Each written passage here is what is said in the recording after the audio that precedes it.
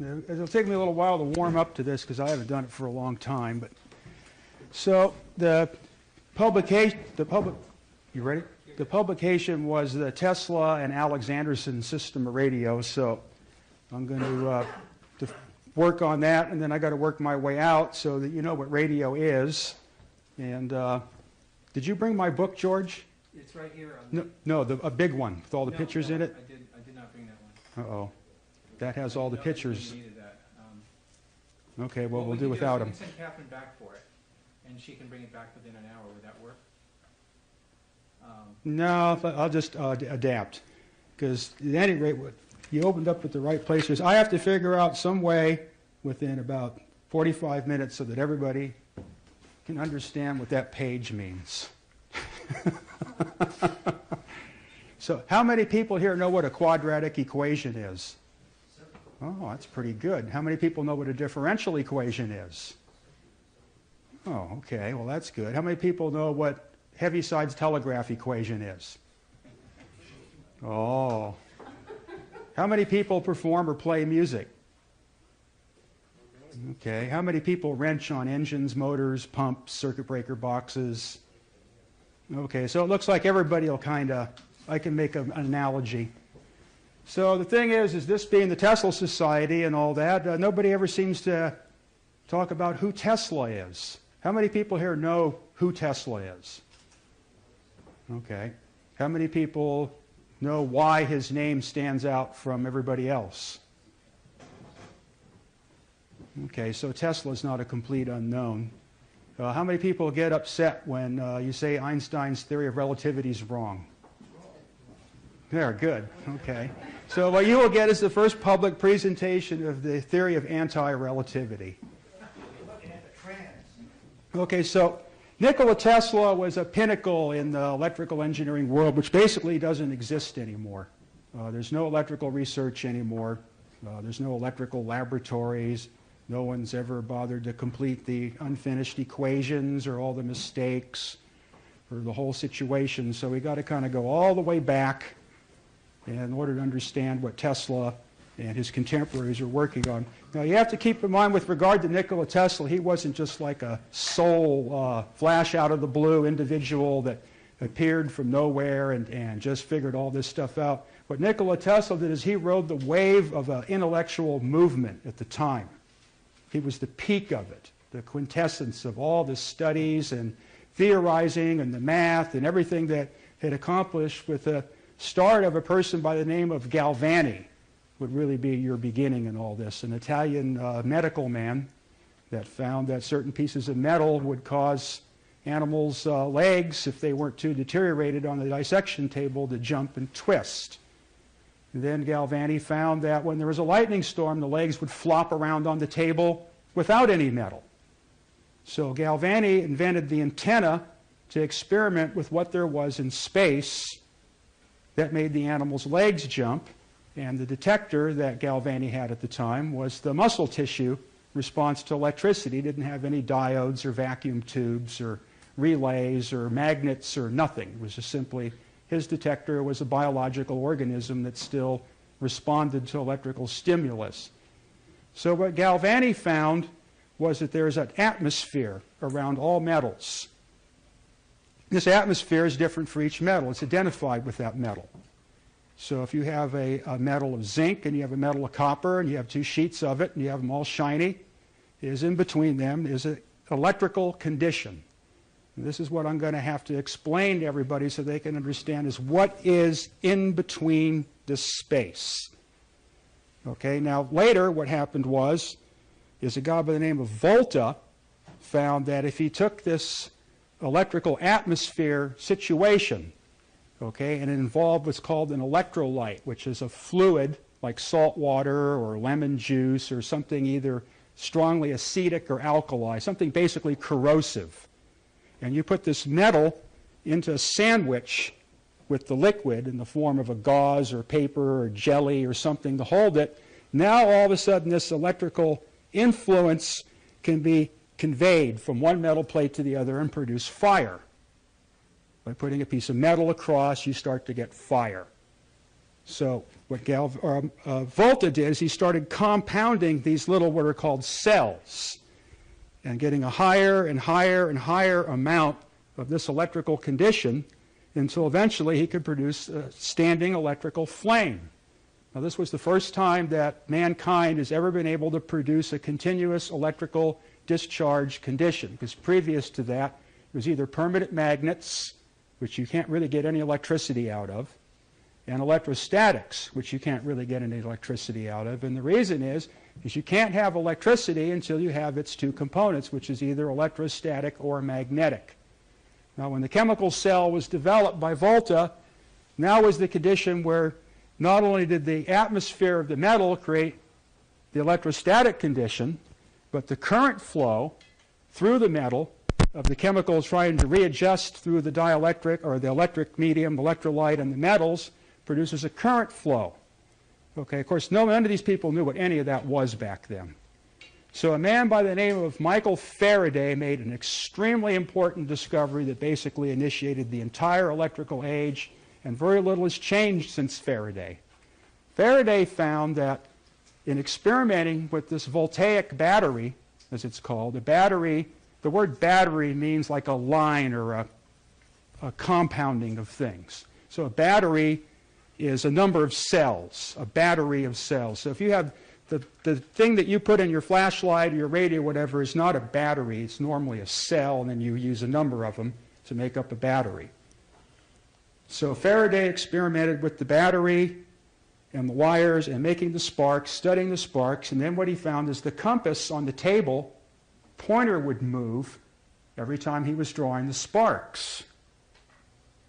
And what Faraday found is that magnetism was appearing even though there was no magnets. And that was the beginning of what we call electromagnetism, which is the basic foundation of all of our technology, to the point where it's become almost like a religion. It's a social mind virus, so to speak, or an icon, archetype. And everything is based on this electromagnetic mind reality. So what Faraday theorized was, if the compass is sitting on one place on the table and the inductive device that produces the magnetism is on the other end of the table, what is there in between? And this is where the understanding of electricity evolved from. So Faraday experimented, and he found, now how many people here have ever been like in a school classroom where they take the iron filings and they put them on a piece of paper and you put the magnet underneath? Okay, good. Most people have seen that. Well, the iron filings form little fibers. You notice they tend to bind together into a fibrous structure. So what Faraday concluded is that there was a fibrous structure in space that was responsible for action at a distance. Now, at the same time, you had Isaac Newton, who was claiming gravity worked through nothing. There was no intermediary field, and came up with the concept of action at a distance. In other words, action at a distance means you can affect an object at a distant point without anything being in between. Well, there's something nonsensical about that. What's that? If you believe in God, you could have a science like that. Well, okay, I suppose, but at any rate, it didn't go that way. So the conflict broke out between whether there was something in between or not in between. So Faraday came up with the idea of what's called the ether. The ether is a spatial medium, what Tesla referred to as an ultra-rarefied gas. And actually, when Mendeleev worked out the periodic table of elements, he postulated through the use of the periodic table of elements it was possible to predict elements that were not yet discovered because of the harmonic sequence of all the elements. And this led to what we would call the pre-hydrogen elements. So it seems to be there's some kind of primordial atmosphere that permeates everything, and that's what Faraday theorized it existed. And is referred to as the primordial ether. And the ether, when it becomes polarized through some type of hydrodynamical process, like twisters and tornadoes and vortexes of water going down holes and what have you, that these lines of force were appearing in this ether. If there was a a motive force or something to cause this to want to exist. It's a condition of imbalance in a normally static ether. So it didn't go too far with that idea until telegraph guys picked up on the fact that what Faraday had also found was if you take this wire that you drew the fire with and the compass points towards it, well, if I take that wire and I compound it on itself once, twice, 3 times, 4 times, each of the current flows passing over and over give the effect of a higher current. So if I have a current of 1 unit flowing through a wire, if I take that wire and coil it around so that every part, the wires that are going in the same direction will be 1 amp, 2 amp, 3 amp, and if I put 100 turns of wire on there, I have 100 amps. Now I have a magnetic field that makes iron jump around on the table, not just compasses. And this was the beginning of the electric motor and the telegraph relay. The telegraph relay kind of had a weird start in all this because it was developed by a painter by the name of Morse, who knew nothing about electricity, but enough experiments had been done that it was now known that electricity could be conveyed with a transmission structure from point A to point B. A monk in, I think it was France, did the final experiment of connecting the entire town's folks together, hand to hand with 25-foot pieces of wire in between, and discharged a giant electrostatic condenser, which at that time had just been developed by Franklin.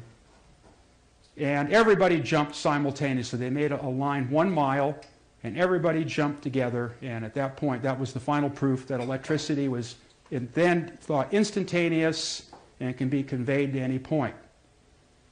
So people worked with it and fooled around, and then Morse came up with the initiative that he was going to push it forward and do it. So what he did is enlist the help of Joseph Henry, which was basically duplicating Faraday's experiments here in America. He's also responsible for starting the Smithsonian Institute and a number of other things. He's kind of a forgotten American scientist. And they worked together and came up with the relay coil that would pull the sounder or the key or whatever it was that you were trying to signal from point A to point B. And then they worked out the wire process. So it turned out to be you have to have in electricity what's called a boundary condition, where the wires enclose completely the electrical situation, and then once you have that, which is called a circuit, then you can get the batteries and the electromagnetic thing to work in a circuit. Now, a guy in Germany by the name of Steinhill decided that, well, let's see if we can use the Earth as the other boundary. In other words, the grounded telegraph line. Of course, all the experts immediately said the Earth is so giant it will just absorb up all the electricity and it'll never work. I mean, after all, that makes absolute sense. But Steinhill did it anyway. So he put the whole thing together, and lo and behold, it worked just fine. And not only did it work just fine, but a lot of stations didn't need batteries anymore. So instead of the electricity disappearing, the electricity was appearing. Then the question had to be, well, where was this electricity coming from? So being that the Earth was being used as part of the transmission structure, the Earth inside is a massive reservoir of electricity, and it's in constant motion, usually in some type of impulse form of waves ringing and echoing and bouncing, and there are literal seas of electrical current, rivers of it, flowing from one point to the other, and that's what gives the Earth its magnetic field. It's this incredible current flow. So that started to do more and more of these problem things started to work their way into the telegraph situation. So it started to be that in the telegraph offices, on certain days, the telegraph sounders would just be clacking away on their own, like the ghosts were operating them. And what it turned out to be, what the problem was, is the Earth was being impacted by solar flares, and it took basically the telegraph business to determine a lot of things now that, you know, is considered general scientific facts. It was the telegraph that forced most of these things to be analyzed and discovered, was the problems. So then they started to get a better idea of inductivity and antenna type considerations. And so they had to use like pairs of wires, and they had to go back to the original closed circuit during magnetic storms, which cut the number of wires in half, but that was the only way around it. And there was a lot of scientific study done during that period to determine what are called telluric currents. This is what my whole earthquake system is based on. Is this interference becomes the signal rather than the noise. But I'm not going to get into that. This is a specialized deal. I'm trying to cover the Tesla thing. So, but at any rate, the next problem is now they got the idea that they're going to string telegraph cable from England to the United States. And that just opened up the giant can of worms. So at that point, it took several tries to get the wire to go across without breaking. There was no math, there was no engineering, nobody knew what was going on, nobody knew what they were dealing with, and it consistently didn't work and failed, and eventually they got it going. And then an archetypal situation in electrical engineering history appeared out of this that basically formed electrical engineering.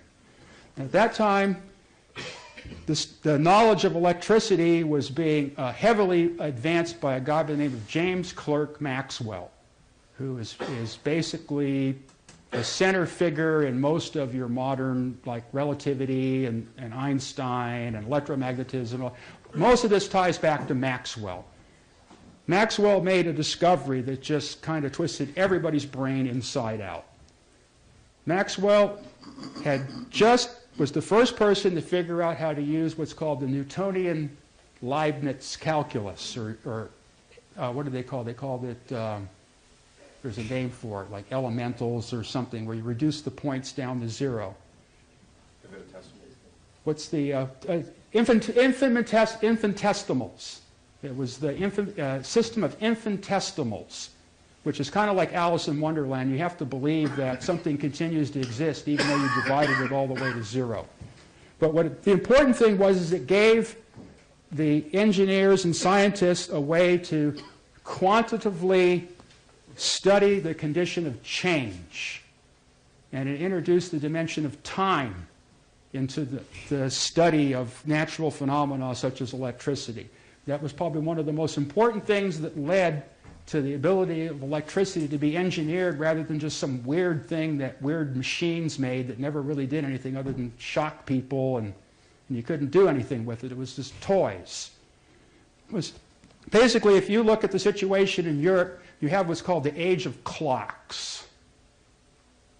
It was a concept of time was emerging, and where its effect, or how would you say, maybe its conjugate or its relation, really appeared was in the music of the time, which basically comes to a peak with a guy by the name of J.S. Bach. Because basically, when you analyze the structure of the music of J.S. Bach, you see all of your engineering math and situations and the things you're going to deal with in electricity are all basically mathematically fully developed. None of the experiments or the dimensions or any of that stuff, of course, ever went with it. It was pure music. It was a mathematical expression, so to speak. Then after all that kind of got shut down, Bach was basically the Tesla of the music world. When he died, his stuff was destined to go to the junkyard. It just happened to be some guy by the name of Forkel pulled all the stuff out of the scrap heap and got Bach's work, which was all going to the dump, back on the table or in a shelf somewhere so that other people, most notably Albert Schweitzer, could put it all back together again. But that's kind of diverging. So after that point, then the Newton and Leibniz and the mathematicians started to come up with things that change with respect to time, like the gravitational situation. The thing is when something falls through space, it doesn't fall through space at a constant speed. It keeps going faster and faster and faster. But the thing is how does it go faster? What's the rate at which it's going faster? The culture was starting to get the idea of how to express these changes in an abstract dimension, a dimension of time, rather than a dimension of space. So this dimension of time led to what's called Faraday's law, which is how much magnetism is appearing or disappearing with respect to time. I'm going to kind of concentrate on the physics of all this stuff. I'm just right now trying to give everybody an overview of what I'm talking about here, and we're getting through the history up to Tesla. So what Maxwell found is the way the physicists dealt with electricity was the amount of force that it induces on matter. So electricity was measured with scales, just like mass. In other words, if you have so much magnetic force, then it pulls the scale or pushes the scale a certain amount, and that's how you measure electricity. That's how most of your voltmeters and amp meters all worked afterwards when the electrical age was established, was the amount of force delivered against something like a spring. And that was the determination of what type of electrical quantity, what its magnitude was. So Maxwell found a very interesting thing. He found that if you take a certain quantity of the magnetism and a certain quantity of the dielectricity that exists in the space between the magnets and the coils and the whole thing, is it always comes out to be the same numbers. If you multiply them together, it always comes out to be 1 over the velocity of light squared. So Maxwell theorized that this velocity of light must somehow have to do with what he was trying to discover, which was radio. Maxwell wanted to figure out a way to communicate electricity from point A to point B through this primordial ether and the electrical lines of force. So at that time, I'm not quite sure on how they determined the velocity of light, but it would have been through Maxwell that these things were probably discovered. Now, these so-called famous equations like E equals mc squared that we attribute to Einstein and all that are basically all really attributed to Maxwell. These other people just reused the stuff to, make their theories work. But it all basically came from Maxwell. So Maxwell theorized 2 types of electrical propagation through space. One was electromagnetic, and it had to propagate at the velocity of light, and the other one was dielectric. And it became complicated to ascertain what kind of velocity there would be. So Maxwell had to come up with a conjugate to Faraday's law, which could be called the Maxwell law, but it's never expressed this way in the history books. So Maxwell gave enough quantification to the behavior of electrical fields and forces that now people that were physicists who could identify forces and scales and mass and all these type of things had something to work with. And telegraphers were the first ones that were out there that made something that they didn't know how it worked and were hard-pressed to have somebody figure out what in the hell was going on, because the more they would try to develop the system, the more it would resist them. And then when it came to the undersea cable situation, once the thing was all hooked up, they found out that the telegraphic impulses would fall head over heels down the line and come completely scattered out the other end, and the whole thing was a complete disaster. So the physicists came up with an explanation and pounded on it in that direction, which is called the diffusion theory. Now, if I take an iron bar and I take a torch to it on one end, okay, and that end starts to get red hot. If I go down that bar, the bar is getting less and less hot, okay, and there's a curve to that. It's a diffusion, where the heat is scattered and conducted, and it causes a very characteristic mathematical curve that has to always be the same shape. So the physicists concluded that the electricity propagating down the cable in the form of current and a magnetic field had to propagate in this way, so they attempted to load the signal to deal with that liability the best, which was the wrong direction to go. So some crazy guy by the name of Oliver Heaviside starts engaging in experimental mathematics because the Maxwell stuff was basically impossible to use. I don't think that anybody this day has fully comprehended Maxwell's work, or I don't think anyone's even bothered to read it. It takes years. It's incredible labor. So it's just not happening. So Heaviside took some of that stuff and decided to experiment with it. And Heaviside kind of detested the calculus situation and wanted to come up with a basic algebraic expression that was easily soluble and not all these incredible differential equations and partial derivatives and the things that was just too hard to deal with. You just couldn't apply it to a working situation without twisting your head inside out. So what Heaviside theorized the problem on the cable is the cable is in reality propagating not a magnetic wave, but is propagating an electromagnetic wave. So the electromagnetic wave, having 2 parts, had 2 basic waveforms that had to be kept in match. So Heaviside solved some of the Maxwell's equations to come up with the famous equation in electrical engineering called the telegraph equation. You got it. Okay, the telegraph equation turned 20 pages of Maxwell's work into one simple algebraic expression. I'll write it down here on the board.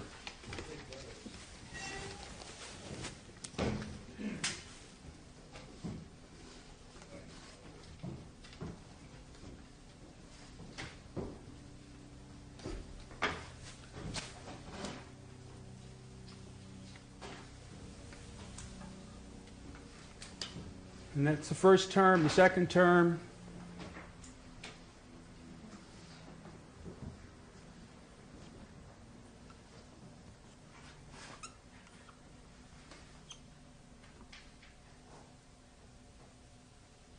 Let's see, let's go to the positive one. I'm going to this way and this way. This is called the real part, this is called the imaginary part. That is the archetypal expression of all electromagnetic activity. Everything evolves out of that equation. It's called a wave equation. What it represents is a second order differential. This one is per time squared. This one's scalar. This one's per time, and this one's per time. Everyone that works in electronics recognizes this as the RC time constant. In other words, RC equals T. But there's a lot more to it than that. So what Heaviside found is applying this equation to the situation on the telegraph cable is you had two basic waves. You have the magnetic and you have the dielectric, and then you have the rate at which the wire eats it up, and then you have the rate at which the insulation eats it up. So the problem is the wire eats up the energy faster than the insulation eats it up. So when the magnetic is propagating down the line, it's getting eaten up faster than the dielectric propagating down the line. So what Heaviside did is, being that magnetism was being weakened, Heaviside used iron wire or magnetic tape in the cable to raise the magnetism to the point where it should have been. Two dissipations were equal, and then all of a sudden all the signals came perfectly clear out of the other end of the line. And this was just simply unacceptable to the Royal Society in London and the people who were running the telegraph business. So they just hounded him right down into the grave. But he wouldn't die so quick, and he wrote a giant 3-volume book on the whole thing and came up with almost every electrical equation and term that we use today. The words Maxwell's equations, which comes out of everybody's mouth, is in every basic book on electrical engineering, are Heaviside's equations. They have nothing to do with Maxwell. He was the one that developed the symbolic math of the curl and the divergence and all that type of stuff. He was the one that basically laid what he said, he got the baggage off of Maxwell. And then electrical engineering from that point on was made possible. Then somebody followed him, because Heaviside didn't like teaching people. And the more complicated he could make it, it seemed like the happier he was. And his books have got little stories about mishaps of people that believe wrong theories and parables, and they're not like your normal engineering book. The guy was what was known as a first-rate oddity. And he was always half ready to eat out of garbage cans. He basically, when he died, part of the reason why he died is because the neighbor kids stoned him with rocks every day, so he couldn't get out of his house. So Heaviside got to meet, like everybody else, the wonderful world of electrical discovery. So if you go through all these inventors, you find out that electrical study really is the tale of Prometheus. You will be rewarded. The eagle will peck your liver until you die. So that's the way it works in the world of electrical discovery. Not a business I recommend anybody get into, unless maybe they've been in the Marine Corps for 16 years. So what happened was another guy showed up by the name of Steinmetz. Now Steinmetz is where all of a sudden it came into basic, hardcore reality electrical engineering with nothing really half done, or there was no jokes, or any of that. And the reason for this, the reason why Steinmetz didn't get screwed with and got away with everything, as long as it was well hidden in algebraic equations and never said in English. The guy was smart. The books he wrote, the 3 major books he wrote, comes up to about 1,800 pages. Some of the equations are as much as 20 pages long. This guy really got into depth. And the reason why he was allowed to is because of a guy by the name of Nikola Tesla. Okay, there's a whole other class of electrical people, and the most famous one is Edison. Okay, as far as power lines, circuit breakers, fuses, microphones, basic motor generators, batteries, all that type of stuff really was, Edison was the one that pushed it all forward. So Edison's start was a telegraph operator. So Tesla was considered probably the world's best railroad telegraph operator. He could send for days at 30, 40, 50 words a minute and receive and just put everybody underneath the table. And Edison was a kind of an American folk Faraday. In other words, he had no allusions to any higher spirits or higher human causes or, saving the world, any of that type of stuff. Edison just wanted to screw around with stuff and see what he could do. And he started this at a very early age. And what he did is he attached himself to the railroad to the point where they would always give him space on one of the cars or the caboose or something to build his laboratory, until he ended up usually starting a fire from battery electrolyte experiments. So eventually he was grabbed by the ears and flung off the train, and it damaged Edison's hearing from that point on in his whole life, which further endeared him to the telegraph because that was something that he could hear easier than voices or any of those type of things. And a lot of his work was in the area of sound development. He developed the microphone that's used in the telephone today. He developed the phonograph and a number of those sound devices. But Edison decided at an early age, let's see, I got a picture of him there. Where's the main, let's get pictures of these people. The pictures of Edison and everything, ones that you don't see. You always see these people when they're old and bitter, after they've been screwed from all directions, and they're hissing at the camera. But here's Edison when he invented the light bulb. Whole different guy. So Edison decided that the gas light thing was just too much. The soot, the explosion hazards, all the complications. He was going to figure out a way around it. So it just happened to be at the time that people experimenting with these voltaic batteries had managed to get flames big enough that they were able to produce light. So this gave Edison the inspiration of producing an electric light. And at about the same time, it was found that if you made the voltaic flame with carbon, it would produce a bright light. And so the street lights were already, gas street lights were already doomed, but the arc light was useless for the home because it was high voltage and it still burned and hissed and carried on just like the gas flame did. So Edison came across another experiment in Europe where people were using platinum wires heated to orange heat inside vacuum bulbs, and they were starting to get an electric light. But if you got it to any usable light, it just kept melting.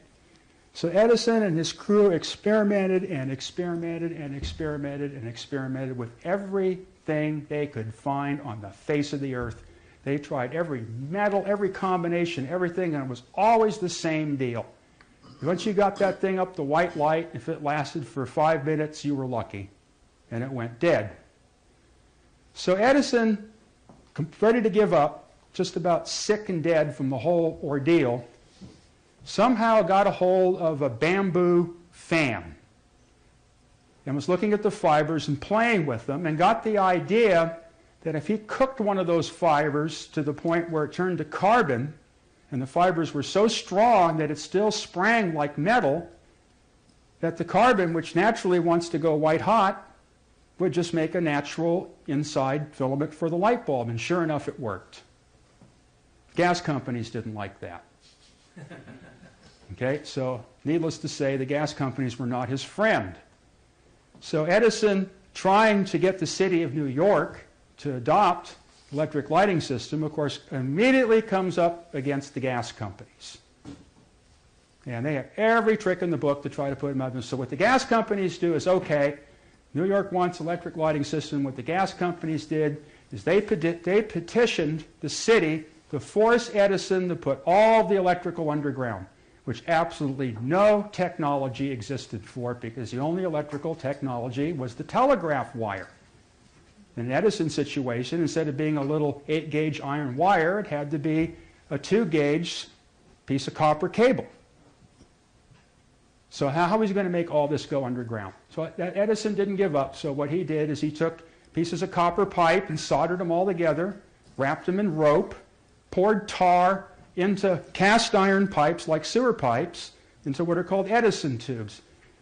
They actually used to be, when they dug up downtown San Francisco to build the financial district, all the old Edison tubes came up out of the ground. And that's what they were. They were iron pipes filled with tar with a copper pipe in the middle.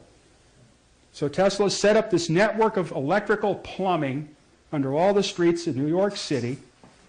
Okay, got enough subscribers for the lights, put the whole thing in, built the steam-powered generating plant. None of this had ever been done before. He was completely on his own. The guy did not know a bit of any of the physics at the time. There was no volt, there was no amp, there was no ohm, there was no Henry, there was no farad, there was none of these things. That's what these people were up against.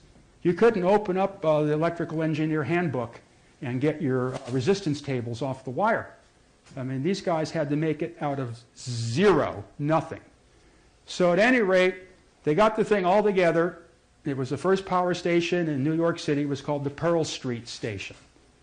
Okay, and they closed the switch and they tried to hook all the generators in parallel, and it blasted. So they got it going in about several hours. They got the whole thing lit, and then hence that point, history. So now the next thing is not only the light bulbs, but now they had the idea of these telegraph relays. Now they got these things spinning in the form of motors. Edison started developing giant telegraph magnets into motors. The famous Edison motor is 2 very long solenoidal coils that stand almost 8 feet high, and then there's a rotor down in the bottom. You have these large electromagnetics, and what Edison had done was basically just amp up the telegraph magnet, because that's all there was to work with at the time. So this is where Nikola Tesla comes in. So Nikola Tesla comes to the United States. Okay, he's almost turned back because he doesn't have any money. But he has one thing that gets him in. He has a letter of recommendation from the Edison Electric Company in France, if I remember right, either France or Hungary. And Edison lets the guy in. So Tesla goes off on his rotating magnetic field discoveries and all of these things, and Edison just looks at him and, is not interested in any of this stuff. What Edison wants is Tesla to work on motors. So Tesla, because he's already starting to gain a conceptual knowledge of how this rotating electrical thing's supposed to work, points out to Edison that these big telegraph coils are foolish, that the coils are supposed to be wrapped inside the motor. And Edison said, if you can develop that, I will give you $25,000. So needless to say, Tesla went right to work on it. And in a short time, he had developed the present-day direct current motor, which is basically a square block instead of a tall column, and later became rounded off. So it turned out to be a great success, and Tesla didn't get a dime of his money. So Tesla left and was digging ditches on the street until some Western Union people came by and wanted to know if he would work with them on some of their projects, and he worked his way up, and he worked his way up. And Tesla decided what he was going to develop. He was going to come up with a motor that didn't need all the sparking and rigging and all the real fine wire on the coils and all these complications. He was going to eliminate that up and come up with the perfect magnetic whirlwind, where the rotor would spin in the ether with no contact on it whatsoever by setting up a magnetic vortex.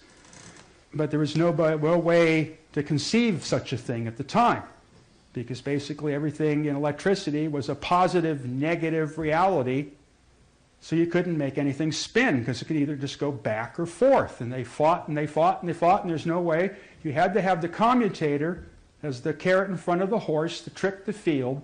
What a commutator does in the motor is the windings come around, there's a switch, And what it does, because the windings only can turn so far before we've been wanting to be pushed back in the field again or get stuck, the commutator switches in the next set of coils as the rotor turns around.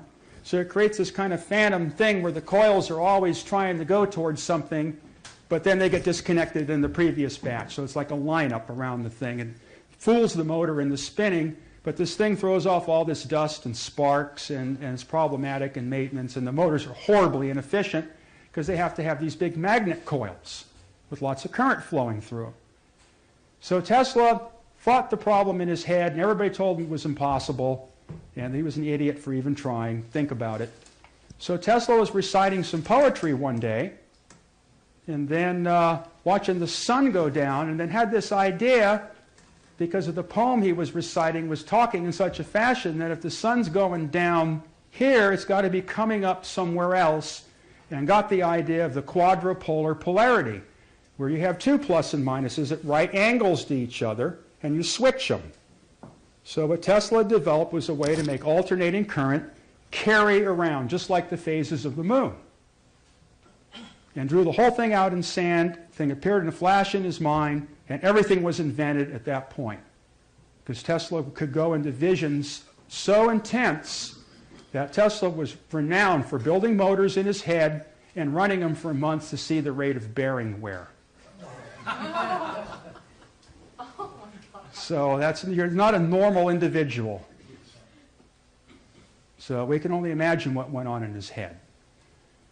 So Tesla worked with this and got it developed, but gee, nobody seemed to want it. And Edison got really upset about the whole thing. So Tesla's about ready to give up on it. He meets a guy by the name of George Westinghouse. George Westinghouse made parts for railroad trains, mostly the brake system, the Westinghouse Brake Company. Okay, now some of those brakes are magnetic. So he was already geared up for coils and solenoids and things to actuate the brake mechanisms. So Westinghouse decided he had enough money, he was going to support Tesla, and they were going to make this thing and make it work. Well, Edison didn't like this at all, so Edison turned into the gas companies. The very thing that screwed Edison. Edison repeated the whole process and delivered it all to Tesla. So what Edison did is Edison started getting reject circus animals, hiring kids to gather up dogs and cats off the street, and he would have them Westinghoused on stage, which was about 2,000 or 3,000 volts of alternating current, about several amperes. So he had to have a big machine somewhere to produce this, but that never really showed up in any of the old pictures. But what did show up in pictures was elephants just crumbling to the ground with smoke shooting out of them. So we're talking about 50, 75 kilowatts to do that. Ouch. The electric chair is 5 kilowatts. So you cook up a big slab of meat in the oven, you usually got to have about a 5 kilowatt cooker going for a couple hours. So that gives you an idea how much juice it is they put through the body. So Edison invented the electric chair using alternating current in order to put Tesla out of business, and then started spreading these stories of the fantastic dangers of alternating current. So Tesla was getting rocks through the window and the whole deal, and he's trying to push all this forward. But Tesla really pulled a good one on him. Okay? At this point, Tesla had already invented all that motor stuff, and he was on to something even bigger, even more fantastic.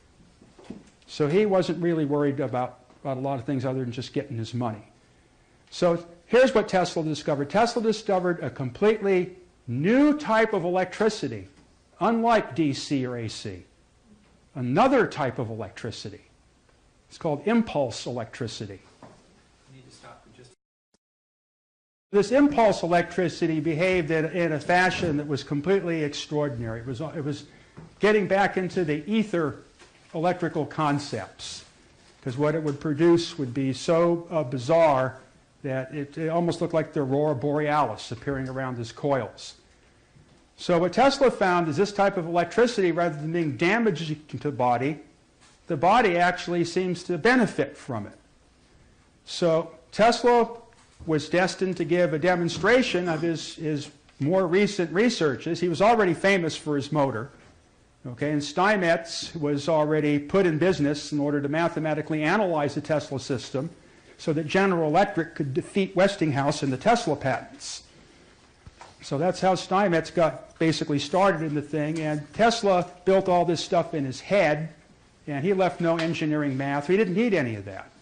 So there's no way that other people could duplicate his devices because there was no engineering. He didn't know how much iron to use. He didn't know how much copper to use. People would try to use these motors, and for some mysterious reason, they would just keep burning up. And it was Steinmetz was the one that discovered why. And that made him famous and put him in his lifelong position as the founder and director of General Electric Research Laboratories. So Tesla devised his vacuum tubes and his transformers and all the things that technology that he developed with this impulse electricity, and gave a presentation in Europe. And it was so fantastic that Tesla was immediately a worldwide hit, not only as an electrical scientist, but as a magician. What Tesla had accomplished, which nobody's been able to duplicate to this day, is he connected himself to these devices that he packed over there, closed the switch, and how many people know what a neon bulb is? You know that the funny glow that covers the metal electrode, it's like a fire, but it's not really a fire, and it kind of looks like a jelly, but it's not really a jelly, but it's the plasma, the glowing plasma in the neon bulb. Tesla's whole body lit up like a neon tube cathode, on stage, without a burn or a mark on his clothes. And then he pronounced, "Here are the dangers of alternating current," and laughed. So that ended the whole DC-AC controversy right then and there. Plus, J.P. Morgan needed to make money off of it. So nothing could stop it at that point. So it went. And Tesla kept pursuing this technology.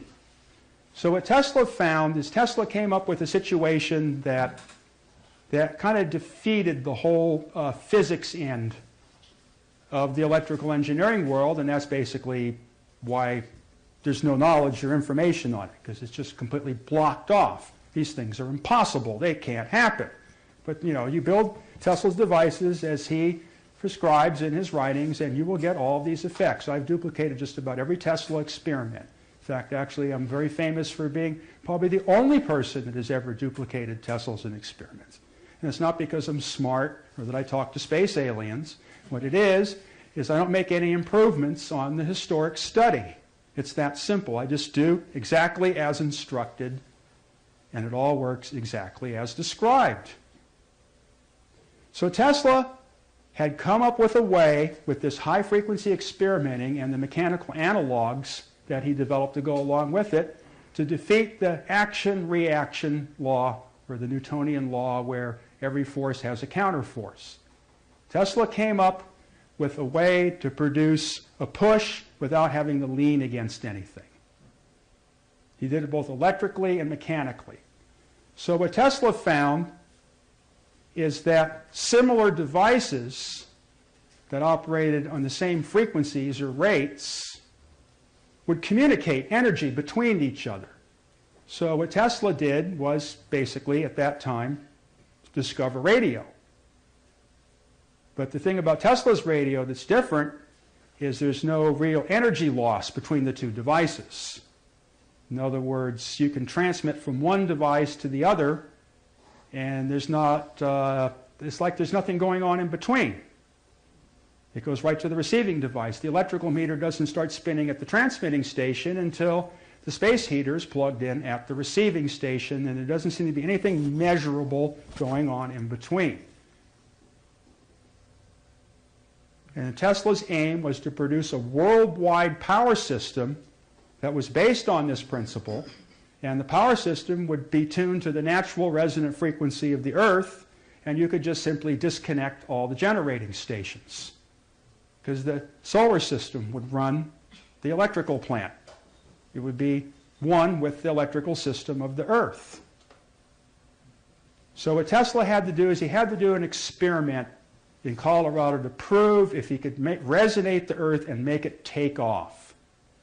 And it's too bad in that day and age there weren't videotape cameras, so somebody could have got documentation of what this guy must have unleashed.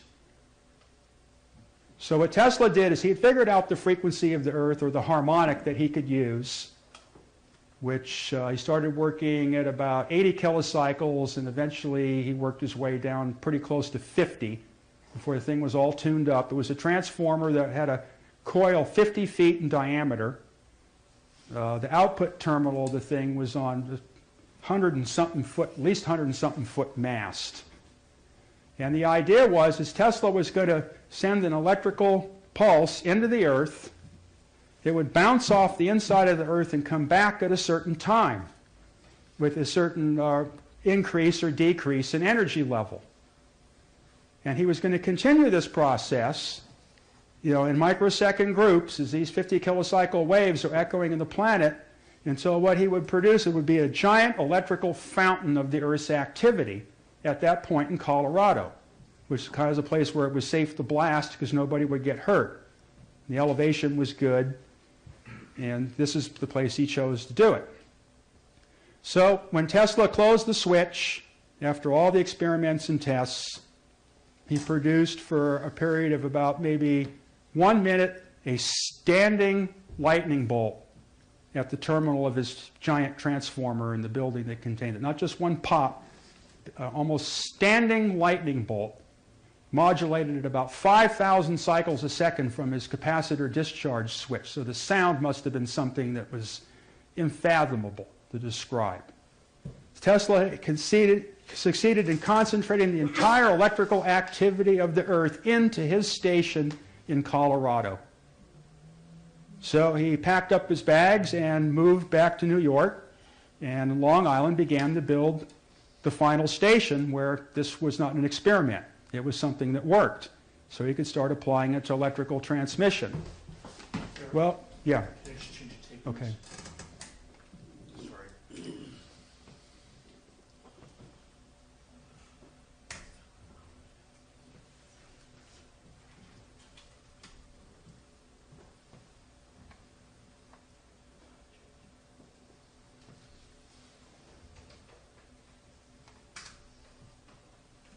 Just out of curiosity, are you going to comment on the spatial tether experiment?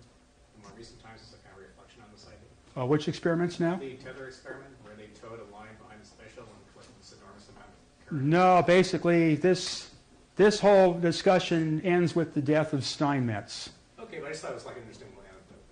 Well, I mean, yeah, if there's some other, but later on, I mean, if anybody's got anything to add with any newer experiments, but right now I'm taking everybody back to the 1800s. We don't even know what the space shuttle is. The whole idea is to recreate the mind of the people that invented all of this, is what I'm trying to do. And then, each person can fit it into their own, analogous, business or understanding or whatever. So, but, I've still got time. Things can go in any direction. So right now, I just want to introduce the characters. Okay, so are we back on? Yeah. Okay, so Tesla basically, this was about 1903, around then. Tesla was promptly put out of business. And as far as overall history goes, he spent the rest of his time as a homeless person, feeding pigeons on the street. And all the rich people that, he made rich and all that, basically just always made sure he had a place to take a shower or a hotel room. And so the world's greatest electrical genius spent nearly the entirety of his adult life feeding pigeons on the street in New York City and hanging out in the library. So that's the end of Tesla. But we still got Steinmetz. Okay, now Steinmetz has taken the heaviside mathematics and developed it into an extremely powerful analytical tool and engineering tool for electrical work, and is doing things in the laboratory that are basically beyond conception. Steinmetz even has a reputation for building a time camera.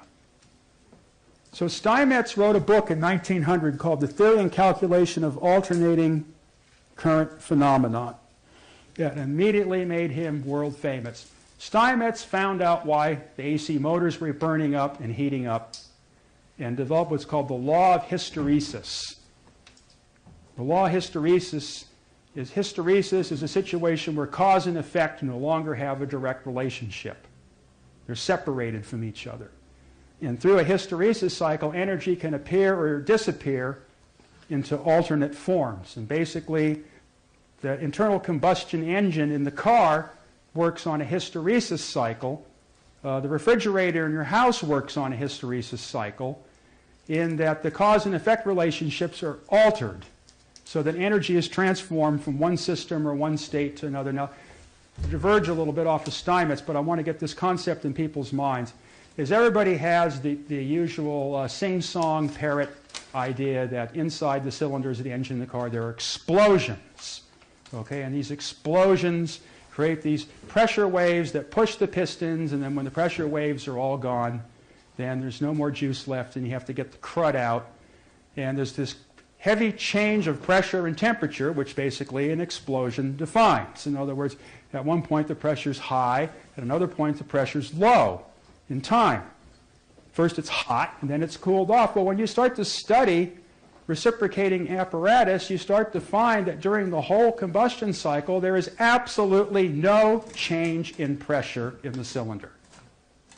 Zero. So something got stuck. This is how the law of hysteresis works. What Steinmetz found is that when you have current applied to electrical system to force magnetism into existence, the rate at which the magnetism develops is not the same rate at which the magnetism dissipates. And the two, the force and the forced deal, don't tie together anymore, and they don't happen at the same time. And what this does is it causes a massive loss of energy. So Steinmetz had to figure out a way to work with only magnetic materials that didn't have the hysteresis effect, and to laminate the iron instead of using blocks, so the magnetism wouldn't be shoved into the metal, but rather be guided by it. And then lo and behold, the AC motor was entirely engineerable and possible without Tesla and without Westinghouse. And alternating current flourished at that point. Now this book he wrote, it's almost like some kind of acid trip. What it is you read, I went through all the books to try to find the equations and ideas I needed for my studies at RCA, what I'd come across, and no books worked. There wasn't any book that could give me an idea of where I was going. I read Maxwell, I read Faraday, I read all the standard college texts on electromagnetism. All of it turned out to be absolutely useless or just too much work to get anywhere. Well, Steinmetz figured out a way to turn all this just into little high school algebra equations, completely wiped out all the calculus, all the other complicated stuff, about what he called symbolic algebra, which is an extremely important thing to get into. It allows for a way of conceiving things that are not within our normal dimensional realities. This book was such an impact on the electrical engineering community that a guy by the name of Ernst Alexanderson, let me find him, because he's basically the reason for the talk. Where's Alexanderson?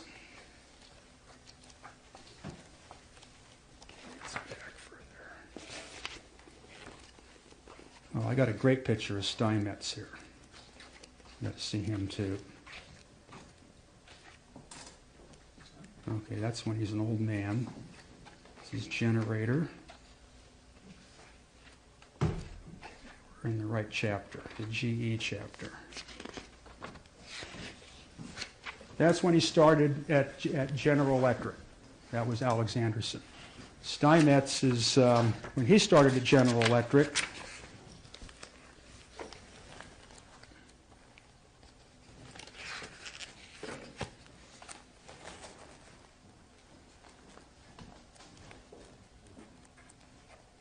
Edison. Here we go. That's Steinmetz when he first got started in his mathematician career as a radical in Germany, writing an underground newspaper.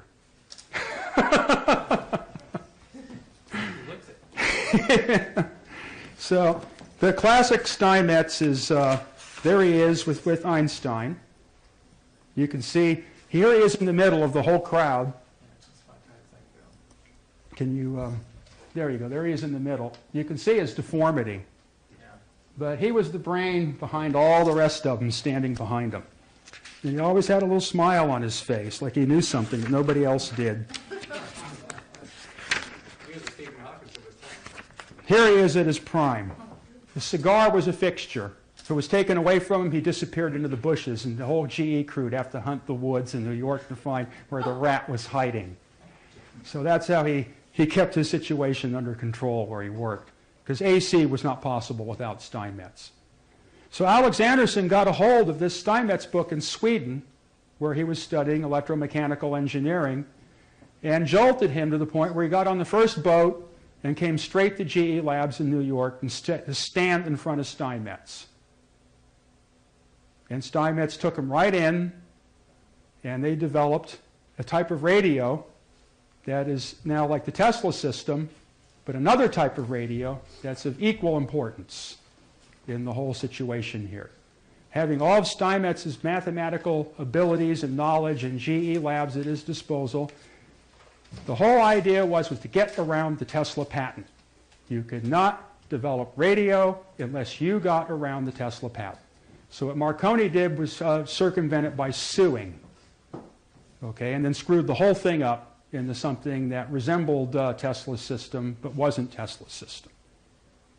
But Alexanderson, now he had a problem with GE. Not only did he have to get around Tesla's patents, but now he even had to get around Marconi's patents because GE couldn't patent anything that was already patented.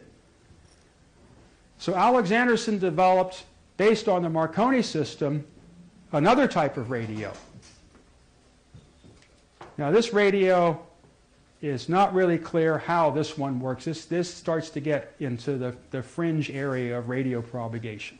And the net result that's implied by the way the system is laid out, where Tesla's system kind of drills a path from one place to another and doesn't spread out, but there's still electrical lines of force of connection. The Alexanderson system seems to be kind of a prelude to a situation where electricity will disappear in one physical location and reappear in another physical location without anything going on in between. In other words, a true action at a distance. And as far as like the conspiratorial or theory end go, I would go so far to say that two properly constructed devices based on Alexanderson's principles, if you have one antenna in San Francisco and you have one in Los Angeles, and everything was tuned up right, that if you were standing in the one in San Francisco, you would be simultaneously standing under the one in Los Angeles as long as the generators were running. That is the implication of that particular technology or engineering, and that's what makes it worth studying. Could you comment, if you wish, that the Philadelphia experiment might have been a variation of that? Well, see, the Philadelphia experiment I don't know about because that's not there. You know what I mean? I understand. But yeah, the Philadelphia experiment would have to be, yeah, it would be something similar to that, but it'd be more like that integratron. But we're starting to get into that direction. That's what we're starting to get into.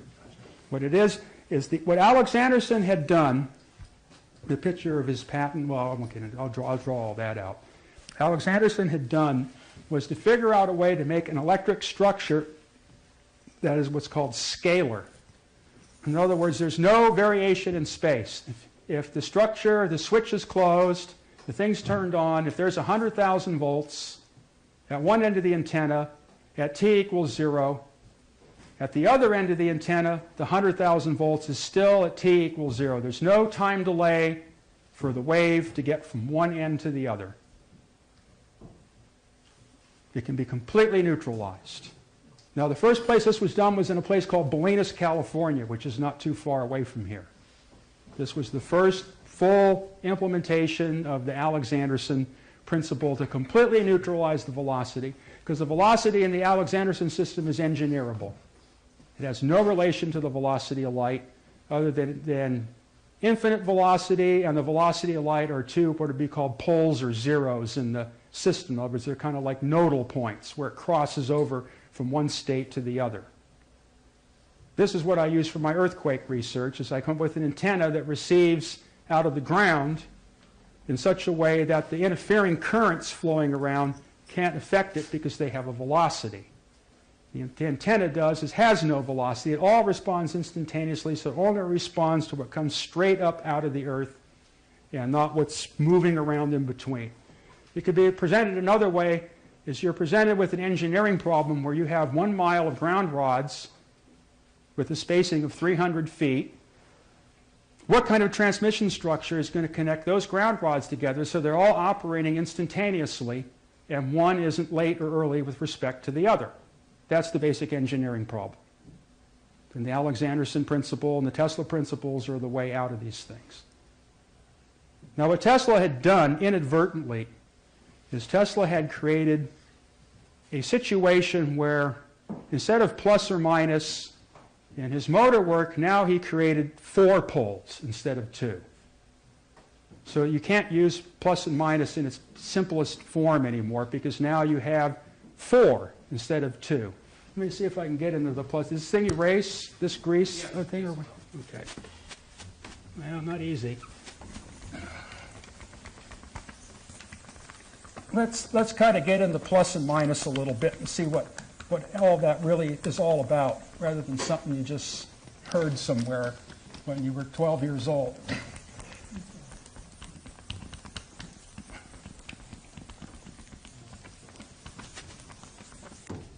Okay, basically, all we can do is add with our fingers. Every other mathematical concept has to be derived. As primitive organisms in this world of mathematics, we count, okay, which is a process called addition, okay, which is symbolized by the plus. Okay, so if I have one item and plus another item, I count 1, 2. So 1 plus 1 equals 2. This is something that's innate in our kind of just, animal reality. Now, where Steinmetz comes in is how we work our way out of these type of situations. So the thing is what Steinmetz decided is being that we can only add,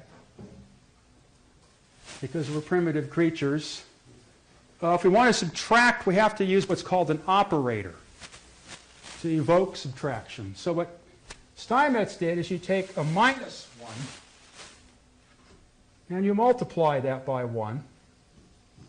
And if you add that to 1, then you have subtraction, or 0. And he called this an operator. So now not only, being that 1 has no real existence in the quantitative end of it, we can just say now we have the concept of minus. So he's introduced now the mathematical concepts of plus and minus. Okay, and the way we derive these type of equations is we take 1, okay, and we take what's called the square root of it. Okay, or we take 1 to the 1/2 power. And this gives us plus 1, as most mathematicians would know right off, and minus 1, because the square has to have 2 roots. So what Steinmetz decided, let's just keep carrying this on so that we can get Tesla's 4-pole electricity into equations. So Steinmetz decided, let's go fourth root of positive 1, which has to have 4 roots. So you end up with 4 roots. You end up with 2 that are the square root of 1, which is plus 1 and minus 1. And you have 2 roots which are the square root of negative 1, which is plus j and minus j. So now we have 4 polarities rather than 2. We've scaled it up. This is what Tesla visualized in his visions in his mind, but Steinmetz turned it into a very simple algebra. There's no sines, there's no cosines, there's no trigonometric functions to deal with or any of that. It's a very simple algebraic situation. Now what Tesla did when he moved from the alternating current to the impulse current, okay, I'm going to have to define these things now. This is sure a lot of work.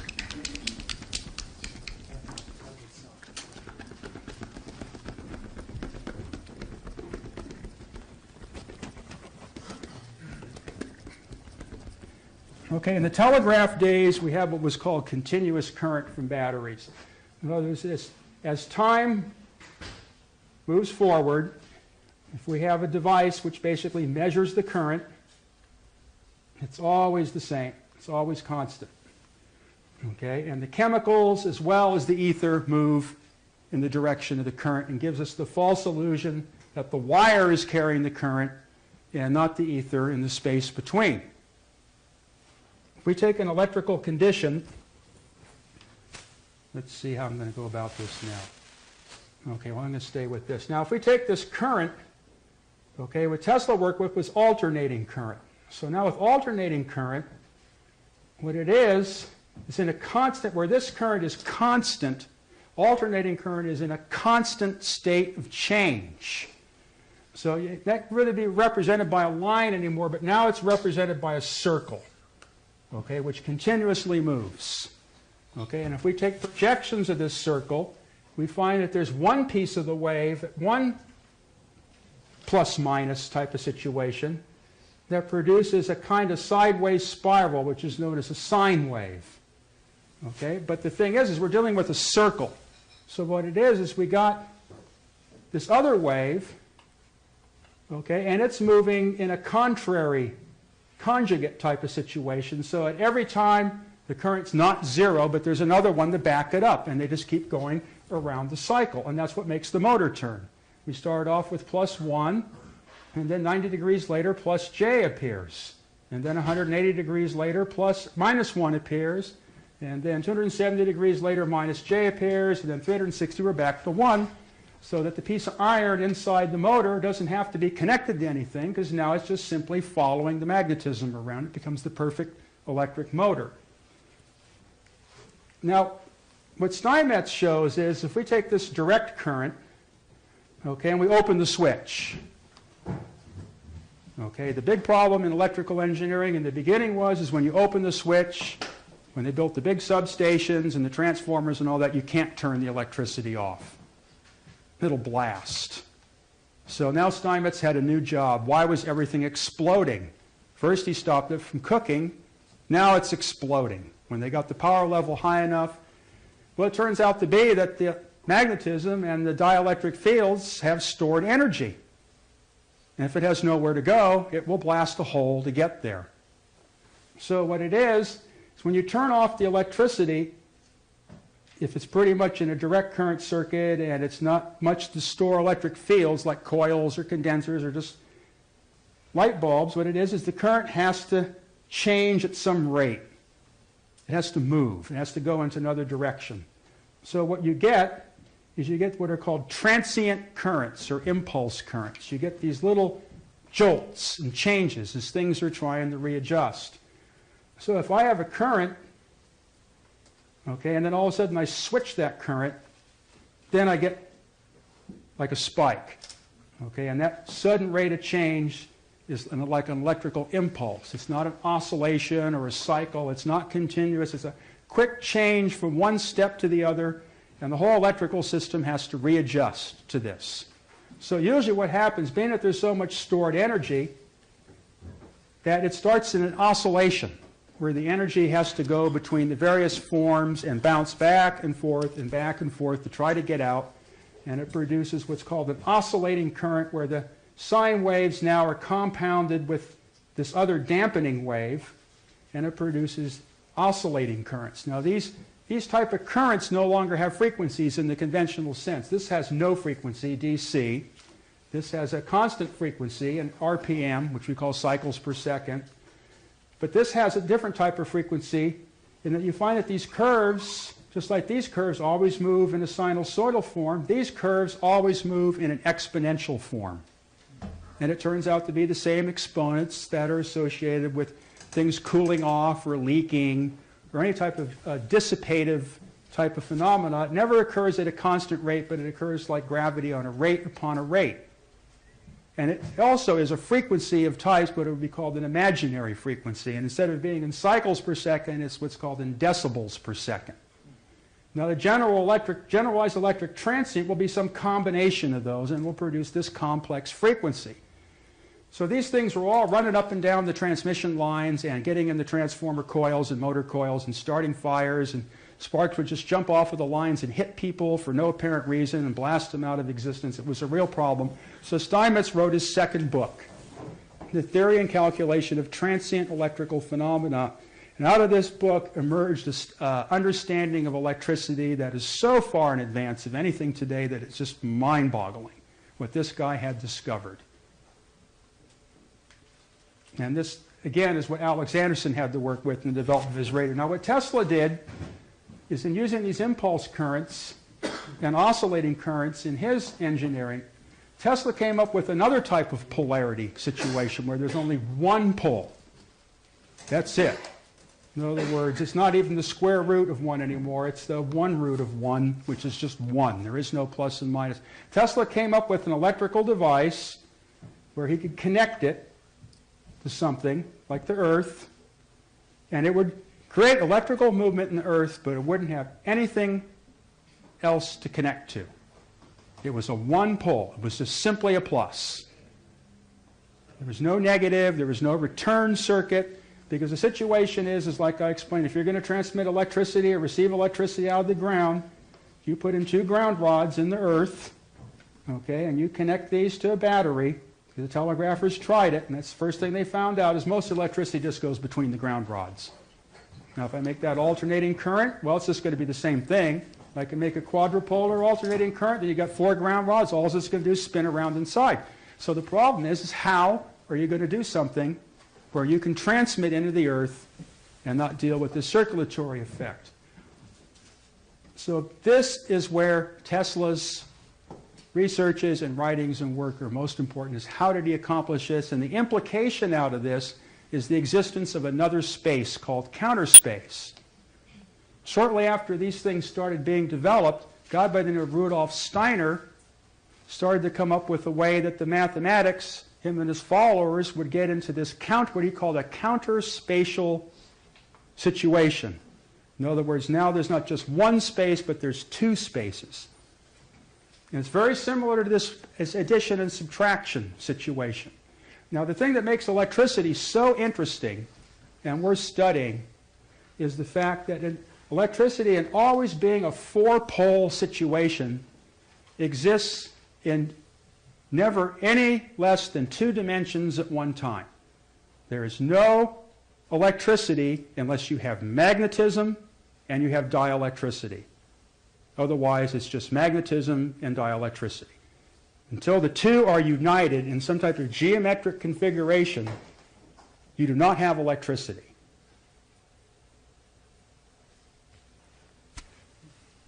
So what Tesla had done was, with electricity now, mathematically, electricity gives us a situation where we have to have plus 1. In other words, we have to have 1 multiplied by positive 1, where we have negative 1 multiplied by positive 1.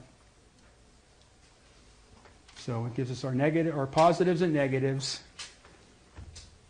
But now in another situation, we got this counter space situation. Now we have to figure out how to express that. Well, now we got 1 to the plus 1 power, and we have its conjugate plus 1 to the minus 1 power.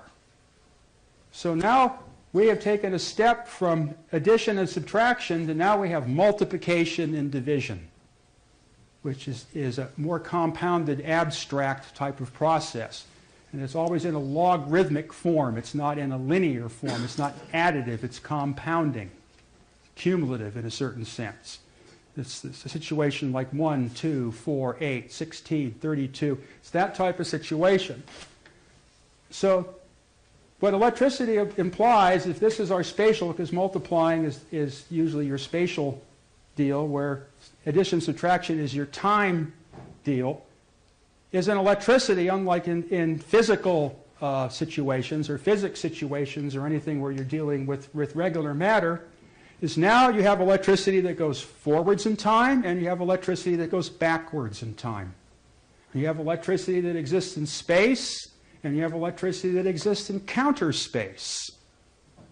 So any electrical situation has to have these poles or polarities in order to be electricity. Otherwise, it's just one end or the other. Now, to get a little more into the ratio process here, get into kind of how this electricity behaves. So I'm trying to make, a step at a time, I'm trying to make it less abstract. Yeah. This is a good time for questions. I can hear. Yeah. Well, I always think in terms of nonlinear space-time. So how does your, I mean, because I find this really intriguing. So if one assumes that space-time continuum is nonlinear, evidence kind of shows us a little bit, then would that also affect the behavior of this bidirectional electrical activity that goes forwards and backwards in space and space and counter space? I mean, how do you see that model fitting into it? Well, that's what I'm going to get into, how that actually manifests physically using pieces of metal. Because this kind of suggests that the Philadelphia experiment, not to harp on too much, probably was sort of maybe not clumsy, but kind of nibbling at the edge of this concept. That's kind The of Philadelphia experiment, being that naval engineering is kind of part of my work, if somebody pointed a gun at my head and said, you're going to do this, or we're going to pull the trigger, you figure it out. Okay, the first thing I would do is I would get my hands on the anti-mine cables that run around inside the ships. I had a Navy minesweeper to take apart once. Actually, we were supposed to put the thing together, but as usual, human geekdom destroys all projects. So a beautiful piece of naval engineering went to the scrapyard. But this thing was filled with cables, that the purpose of the cables was to make the ship magnetically invisible. Okay? I sort of see your comment. Yes. But I'm just saying that since very recent evidence has not proven these from gravity waves and that space-time is Oh, but you have to go. and that space-time can truly be shown to be nonlinear, then it kind of gives credence to this idea that you would have space, counter space, and sort of time, anti-time. Right. Well, see, the thing is, I don't, in this period of time and mentalities and all that, not really thinking so much of time, space, because I haven't really combined them together yet. Okay. Because then I have to use a differential equation where not only am I varying with respect to time, but I'm varying with respect to space. So I might try to push that far, but right now I'm just kind of, Let's start with groundwork. Yeah, okay, yeah. Yeah, I wanted to ask about the ether, whatever you want to call it. But right now, the ether is equal to, it's related to, the permeability and the permittivity of free space, which is equal to 377 ohms. Is this thing true for all scales of size? I mean, somehow, if things are really small, would it be not 377 No, ohms? you're stuck with it. I mean, are you claiming that it's 377 ohms? Always 377 ohms. Regardless of scale? Right? It's And, always 377 ohms if the speed of light is always 2.998 Yeah, centimeters per second. There's a thing that refutes this. But if the speed of light changes, the ohms change. Yeah. Now, there's Now, a thing about, in a simple transmission structure, that is no longer the case. But that's on a macroscopic scale. Now, for example, lenses, glass lenses, which we're all familiar with, focus light. But if you put an X-rays through it, it doesn't focus X-rays. You can move the lens back and forth. It's just sort of darker in the middle and lighter on the edges, but it doesn't focus X-rays. There's something happening because the X-rays are even smaller or doing something Well, different. according to Tesla, Tesla insisted the X-rays were not transverse vibrations, so they couldn't be Yeah, influenced. but they're all electromagnetic radiation. No, they're not. Tesla said that X-rays are not electromagnetic radiation. And there's a big controversy over that. And two whole systems of X-rays developed, the Tesla system and the General Electric system developed, where Tesla could stand in front of his X-ray tubes and not be killed, where if you stood in front of an equivalent X-ray tube of the GE design, Well, what is you the went to difference the between- grave. Well, what is the difference between the Tesla X-ray Well, tube that's kind of and the, right now out of the scope of the conversation. Yeah, but And there's nobody gotta really qualify said. it, because X-rays Well- are done by slowing down electrons or slowing down. Well, and we'll get putting into. We'll get bremsing in. I'm going to try to get into the electron. That's Yeah. Tesla. I'm trying to get to Tesla's last discovery, but there's so many. I got to kind of stay on a certain on. Yeah, path. okay. This I next can't question, just give a 8-year college course in a matter of an yeah, hour. but this next question is much more simpler. It relates to the Tesla thing. We have a device, which I don't know if you've ever heard of a thing called a toroid, Yeah. which is I often refer to it as a Buddhist, kind of like a Buddha belly with a very large content kind of thing. Because in a toroid, unlike a solenoid has magnetic field that goes outside of itself. Right. Whereas a Open circuit. Toroid's is a closed completely circuit. satisfied and very content kind of device. Right. Which has all the wires go around, completely around a circle, and nothing sticks out Right. of it. The natural form of magnetism. Yeah, well, now this the thing about it is you take a magnet, you say you have a large toroid, and it's energized by 60 cycle 120 volt, you know, it's like half of a variac or something. Mm-hmm. If you put a magnet in or around the thing, the magnet does not vibrate because there's no magnetic, There's no the external field is magnetic completely field, right. contained within the body of Right. the toroid core. Now, what is going on when you take a wire and you run it through the middle of the thing, which has got no magnetic field, and around the outside, a heavy gauge copper wire, and you short the wire, you're forming a loop that goes through the middle of the toroid and around the outside, and the wire gets hot, and the Buddha belly, the Buddha gets angry because now it expresses anger into the wire. But it's not, the wire's not immersed in a magnetic field. It's because the magnetic field is only going to the core. Well, the magnetic field associated with the wire has to expand out into the core. In other words, Yeah. the lines of force of magnetism around the wire are concentric circles, and the core's got so much permeability that the circles just stay in the core. But there's a thing about magnetism, so you're bringing out, is that the physical relations of magnetism as we use them don't add up. Yeah. And you just pointed that out. Yeah, They don't, the toroidal core, it doesn't add up. No.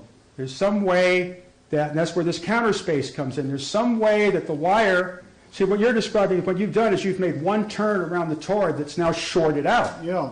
Okay, when you do that, the magnetism can't, that's what I'm going to get into, magnetism can't get out of the short, it's trapped. In other words, if I have perfect wires, okay, and I got current flow and I jam those wires together, the magnetism that's stuck in between those wires can't get out because there's no resistance. There's no counter space to eat up the magnetism. It's stuck. That's the classic zero, what do they call it? The absolute zero thing, where you take the lead disc, okay, and you drop it through the liquid helium and let it get cold. And when it gets down to absolute zero, because the intermolecular stuff can't interact with the electricity anymore, it will float on the magnetism because the magnetism can't get through it. But the thing is the magnetism is not going through the wire like it's spreading out into space. What the magnetism is going into the wire, into an inner space, a counter space. See, that's what I'm trying to get into. In order to understand electricity, you have to have an understanding of counter space, or it's impossible. And you have to be able to deal with a situation where things are coming from the future into the past, as well as going from the past into the future, because the electric wave you're working on is the point at which all these things cross in space and time. One more theoretical question. Yeah. I think this is really fascinating. And the recent experiments with Bose-Einstein condensates, where they can get light to slow down almost to like a few inches per minute. What do you suppose would happen to your space, counter space, time, sort of anti-time realm? I mean, do you have any thoughts about that? I'm just kind of curious. Thought about this kind of Well, what I want to see is what would be if the product of the two was a certain velocity, then what impedance is the ratio of the two? How does that change? But I mean, this would be like an area of experimentation I would think would be sort of interesting, like another handle to sort of open this box up with. Well, I mean, basically, if you add more inductance coils along the path and you add more capacitors across the path, you can build a transmission line and make a wave propagate at any velocity you want, or make the velocity even go away. That's. But let me get into. I want to get into kind of because nobody knows what I'm talking about right now. Okay, other than the history stuff. Okay, I'm sure there's a few people around, but I mean, it's, what is magnetism? You know what I mean? What's a volt? What's an amp? What are we talking about? Velocity. What are all these things? Okay, so that's what we need to do. That's what I gave you the history. Okay, the reason for getting into these guys, okay, is Tesla found out a way to get out of space and connect to another dimension. And Alexanderson figured out a way to circumvent space completely, or his work implies that you can circumvent space completely and make things appear in one other part of the universe without anything time delay in between. Now, if I want to talk to Alpha Centauri, I sure in the hell am not going to use waves that propagate at the velocity of light, because that would be stupid. Okay, now in order to use Tesla's waves, I would have to have an electrical permeable medium of such capacity that it could handle the flux density to carry the power from one end to the other, and that wouldn't be a likely situation between here and Alpha Centauri. So the only thing I could do was build electrical devices that responded in a scalar manner with regard to space. That way I could communicate with distant ends of the universe without having to wait for the signal to get there. And this is where the Alexanderson models. Yeah, and the Integratron. Okay. The Alexanderson model, because you went through this with me down there, the Alexanderson antenna is an analog computer of that situation. Now what I'm finding is, which is striking with these analog computers, is not only can I get the waveform or the mathematical function, but I also get the physical effects without the Tesla coil, without the Alexanderson antenna. That is what I would have never expected. And that's what's fascinating, because you might not even have to build all this stuff. All you need is a box full of coil capacitors. I would love to see this in a cryogenics lab, actually, but that's a separate topic. So at any rate, so what we're talking about is electricity. Let me change colors here. Maybe this one will erase easier. I'll draw lighter.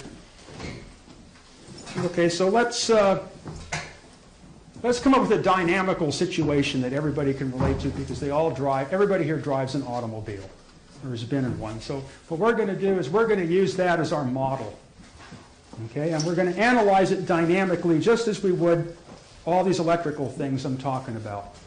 Okay, so now what we decide to do, okay, is if we're moving at a speed, okay, and then all of a sudden we decide we're going to go to another speed. Okay, and then stop. Now all kinds of things happen when we do this. During this interval of time here, things happen that are measurable.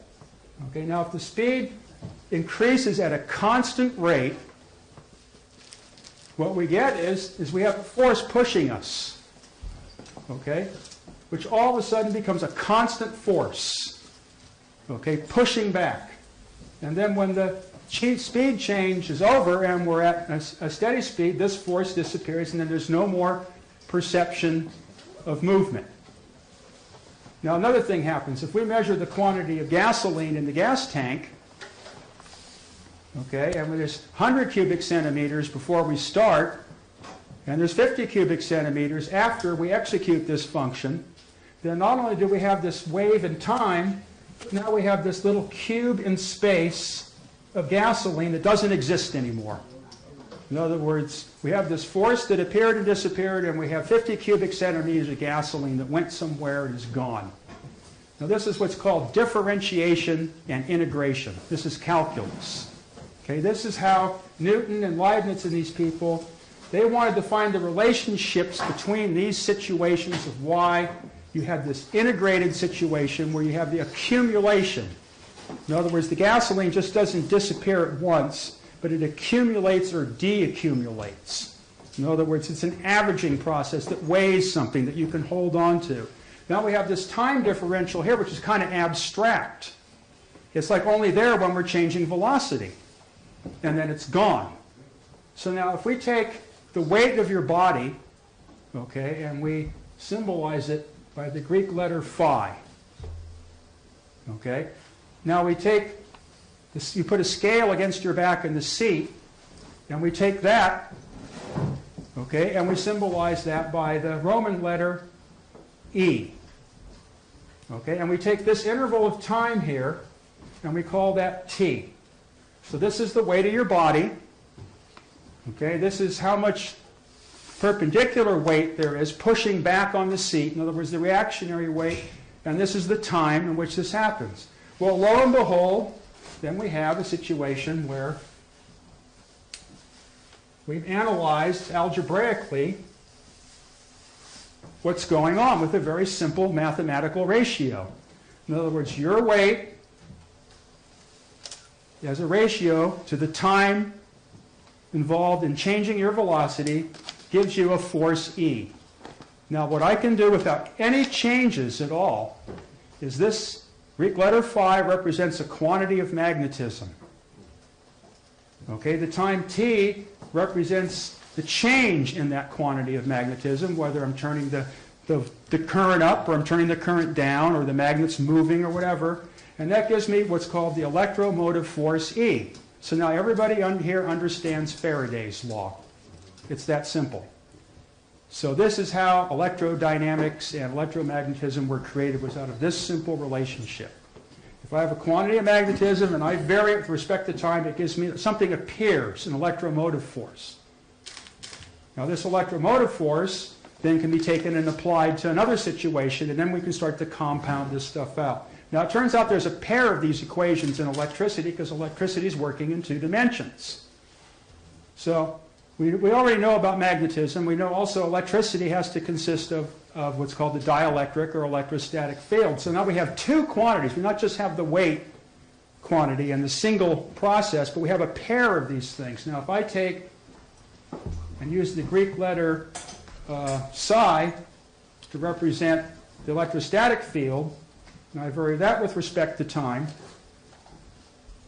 and give the rate change the letter I, now not only do we have the electromotive force, but we have the current. So if I take a quantity of electricity, which I'll represent by the lower letter phi, it consists of 2 parts. Or it can't be electricity unless both parts are present. There's got to be a magnetic field, and there's got to be a dielectric field. And these are the 2 components. The magnetic field exists in electromagnetism in the dimension of space. In electromagnetism, the dielectric field exists in the dimension of counter space. So the electricity is always in one of these 2 dimensions. Okay, now if I take this quantity, the lowercase phi, then that becomes a symbolic representation of electricity. In other words, that is the ether in its electrified state. And it has dimensions. Because everything we're dealing with here is dimensions. We have the dimensions of time. We have the dimensions of magnetism. These are what are called dimensions. So it turns out to be the dimensions of this are defined by something called Planck's constant. In other words, this quantity can only exist in integral multiples, which gives further justification to the lines of force theory, because the lines of force have definite size in some dimension. So the electricity can only exist in steps of these dimensions because electricity is made out of lines of force. So I can't have 1 and 4256 units of electrical induction because it's got to be some kind of, how would you say, like a whole number. It's got to be in these steps, the whole number being Planck's constant. If we make that, a constant or a number, or just make it 1 in our equation. That's what Steinmetz did in order to make his 24-page equations into a little 1-line algebraic relationship. All as Steinmetz did is instead of giving the waves in a velocity, he gave light seconds. And once he used light seconds in the equations, instead of the normal, lengths and times, but used that quantity, everything dropped to dropped to 1. Once that was unit value, then all these the space-time continuum equations you were talking about, then all reduced to either the dimensions of space or time, and you didn't have to be stuck in both dimensions to do your calculations. And that was the only way that Steinmetz could represent these waves that were bouncing up and down the transmission lines, that there just didn't seem to be there's no way you could measure them or calculate them. Just like they were in another dimension. They were all trapped in these time dimensions and space dimensions, and it made them appear not to be there. So these 2 quantities we can derive, we break this down, electricity, into its 2 parts. Okay, now in electromagnetism, these 2 things have they have what's called a conjugate relationship, in that one is the denial of the other. And that's how one can be calculated from the other, and this is what gives us the Maxwell velocity of light situation. So if we take this electrical field, let's start to see what the electrical field looks like. We're going to start with electromagnetism because that's the one that everybody knows about, and that's what we're using, so there'll be no argument or mystery. Okay, what I have is I go out in the street and I look down there and I see these 2 black wires up on the poles.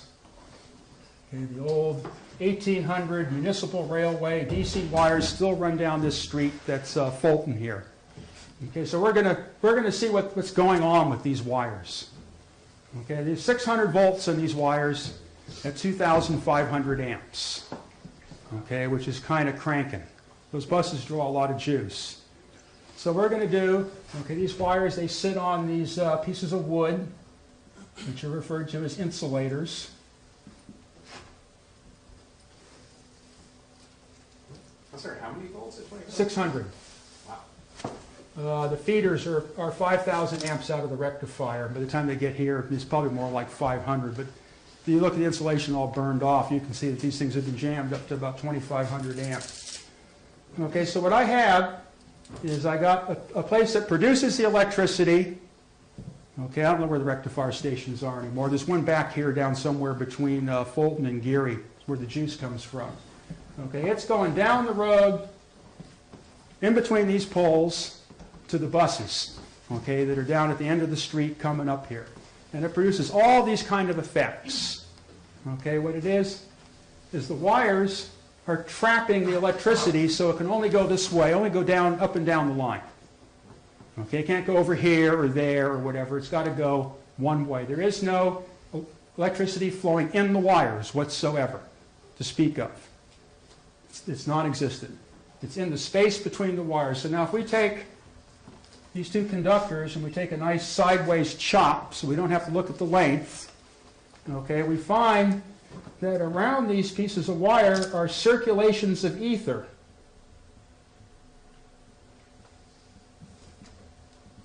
Okay, and one circulation is in one direction and one is in the other direction because we have a basically plus and minus type of transmission situation. This is called magnetism. Okay, and it's there. Everybody's held magnets and pushed them together and has felt this thing that's in between the magnets. The like poles is the best because you can feel like a jelly as you try to push them together. There's definitely something there, and it doesn't fall to the floor when you take the magnets away. So there's no mass. So what this does is it creates a concentration of magnetism in the space between the wires that predominantly moves vertically, okay, at right angles to the power flow. Now this magnetism physically pushes the wires apart. So in other words, when all the buses are running, the wires are going to be a little farther apart on the spans between the poles than they are when all the buses are stopped.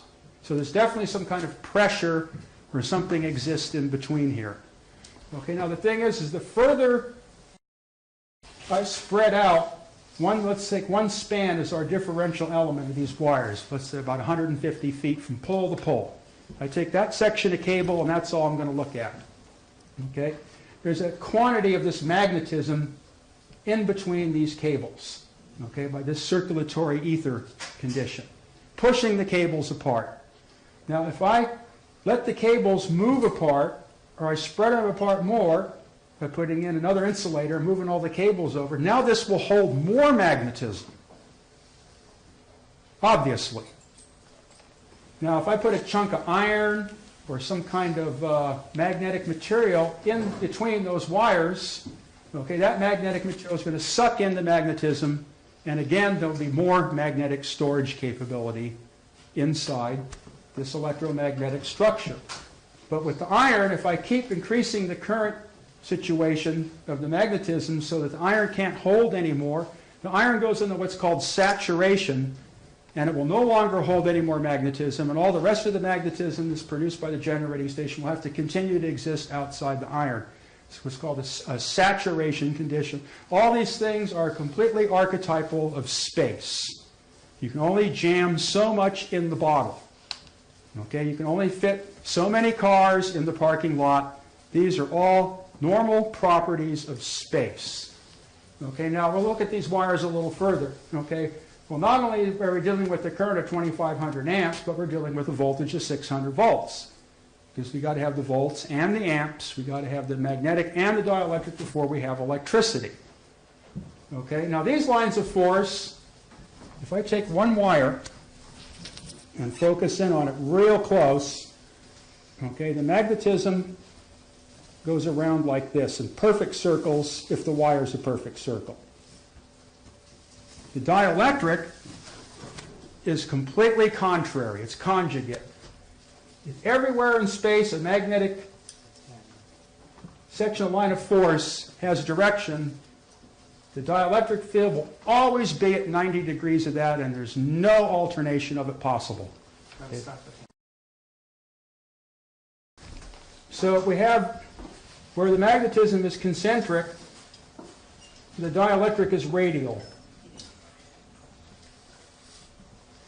And this if one is one way, the other is the other way situation. This conjugate situation always exists everywhere in space. So if you know where the magnetic field is, you know where the dielectric field is. Okay, now the dielectric field, where magnetism has to form closed loops of a circulatory type of fashion, the dielectric field is radial lines that contact the metal surfaces.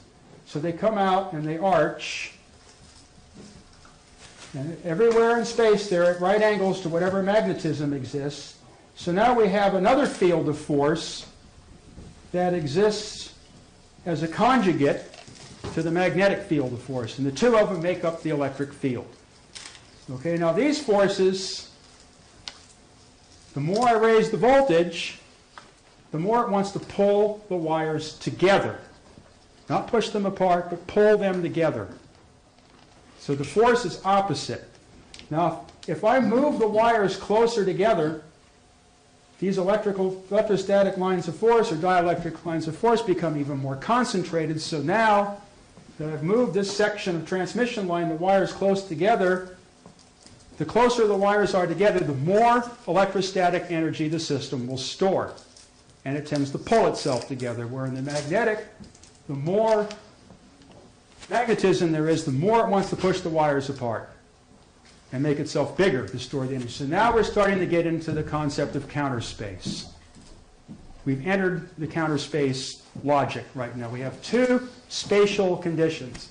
Okay, now if I take and put a piece of glass in between these wires, like I did the iron bar for the magnetism, the glass will absorb up more dielectric lines of force, and the energy storage will be greater. Now, if I keep turning up the voltage to the point where the glass starts to saturate and can't handle anymore, what happens is, instead of pushing the lines of force out, what the glass will do is start to draw even more lines of force in until the point at which it blasts. That's when you get sparks across power lines, lightning discharges, that type of situation. That's what's going on. Now let's take a lightning discharge as another flux example. Okay, we got the clouds, we got the Earth. Okay, now because we know about these lines of force, we know that there's this volume of space, of ground and thundercloud, that is filled with a quantity of electrostatic lines of force. Okay, which are basically trying to pull the cloud and the Earth together. Okay, now what happens is the cloud evaporates, the water, which is holding 50 times at least the amount of lines of force that air can hold, is releasing this electricity and it has nowhere to go. So what happens is these lines of force start to become tighter and tighter. And what it'll do is it'll start a saturation in some spot of air, just like in this piece of glass. When I kept turning the voltage up, it'll start to spark inside and then it'll blast. And so the atoms start to break apart at the point of saturation, and you get a breakdown zone. And what happens is when that saturates in a counterspatial, yes, there's something you want? Step maybe a bit away from that board for the camera. Oh, okay. Thank you. Yeah. Once the saturation process starts, all the lines of force will come running into that and discharge the complete 1 cubic volume of electrostatic lines of force in one fire column. Saturation is complete and total. There's nothing jumping from the cloud to ground or any of these those are all myths. If you build your lightning protection system on that, you're more than sure to get blasted. What did you say it was doing? It's a saturation. It's moving in sideways. It's like if I have a bottle full of water, and the water represents the electrostatic field, okay, and then all of a sudden the water or something starts to break down, like in the middle, and the more water rushes in to make what was gone. It's like the whole jar of water collapses upon itself into nothing. And the energy density is so high at that point that the fire appears. And that's why there's the blast. So lightning is not moving vertically, it's a saturation collapse coming in horizontally, and it produces this what's called impulse current. It's all the static meant into one line. Yeah, it's a saturation into counter space. Okay, now when I'm sending the electricity down this line, what's going on, okay, is everywhere one of these lines of electrostatic force and one of these lines of magnetic force cross, there's a co-joining. You have a process of multiplication. It's basically the symbol of multiplication, the cross, which takes us back to that polarity thing. Again, it's always the four-pointed cross. It's an Indian archetype, actually. At that conjunction point, in space and counter space, is produced the electromagnetism which moves down the line, and this is what's represented by Planck's constant. This is the product of the electrostatic and the magnetic lines of force, and this is what exists in quantum steps.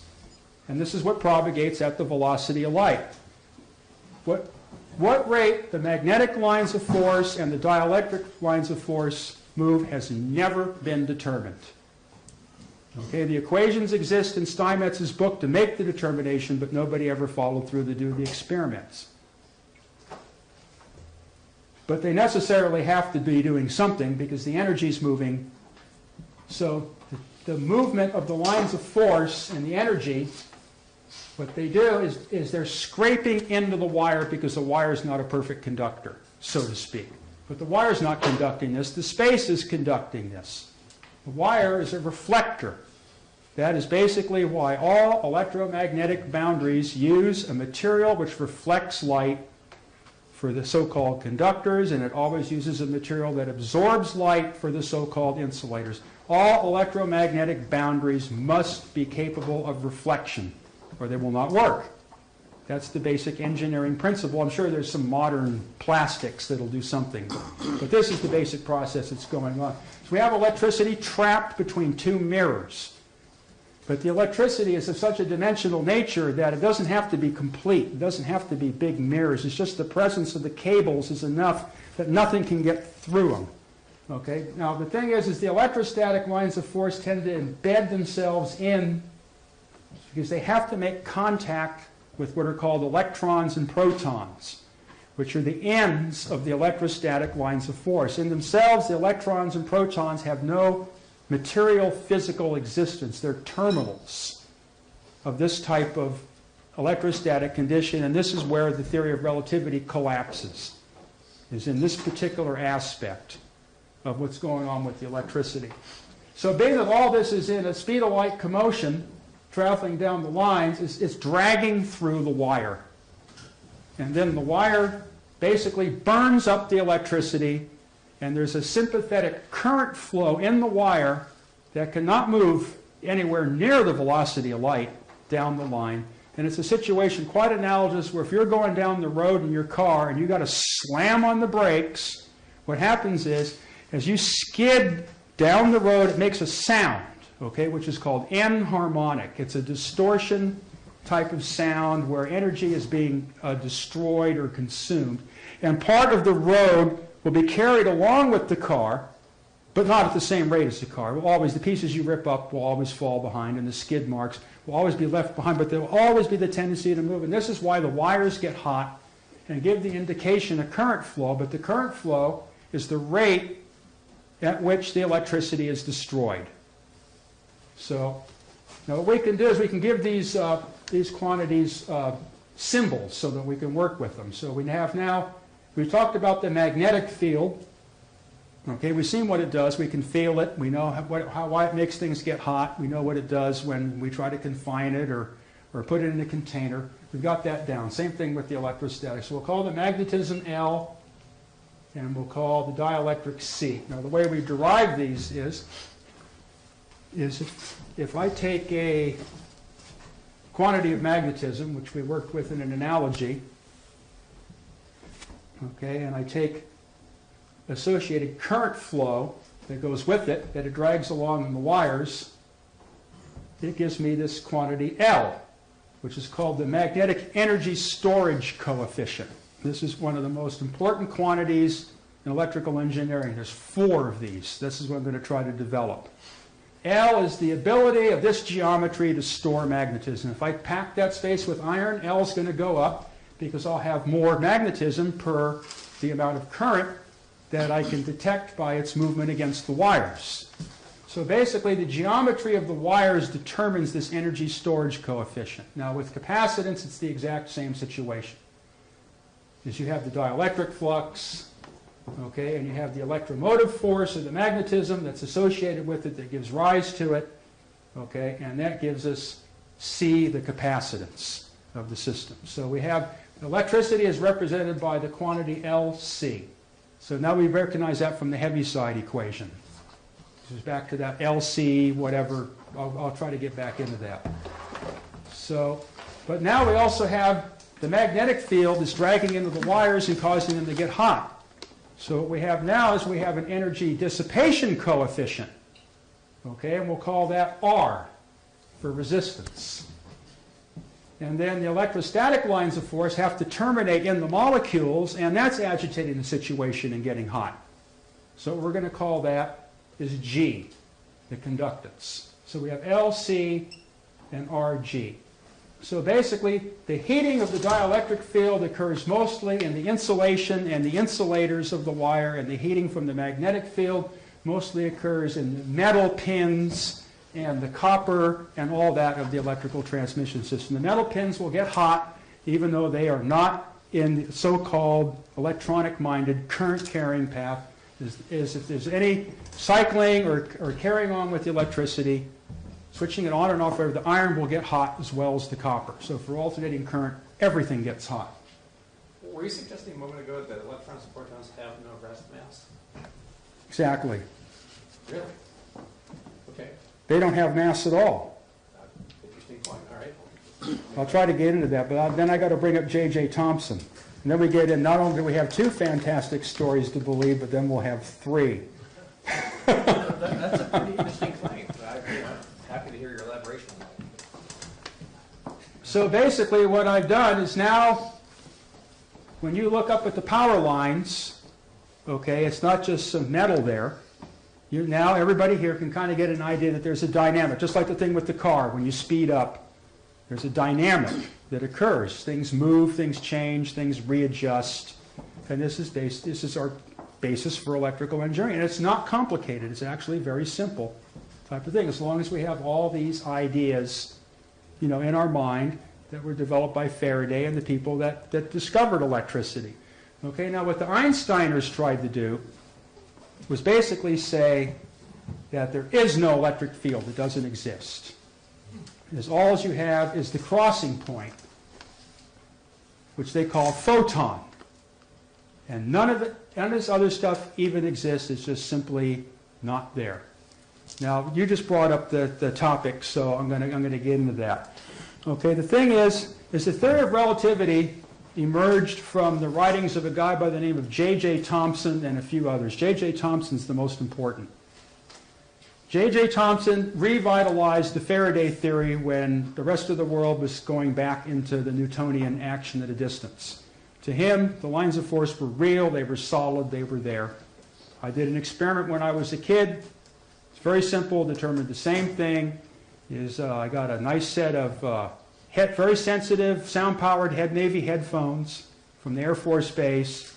I had a magnetron magnet from one of their radars, and I had a 440-volt relay coil.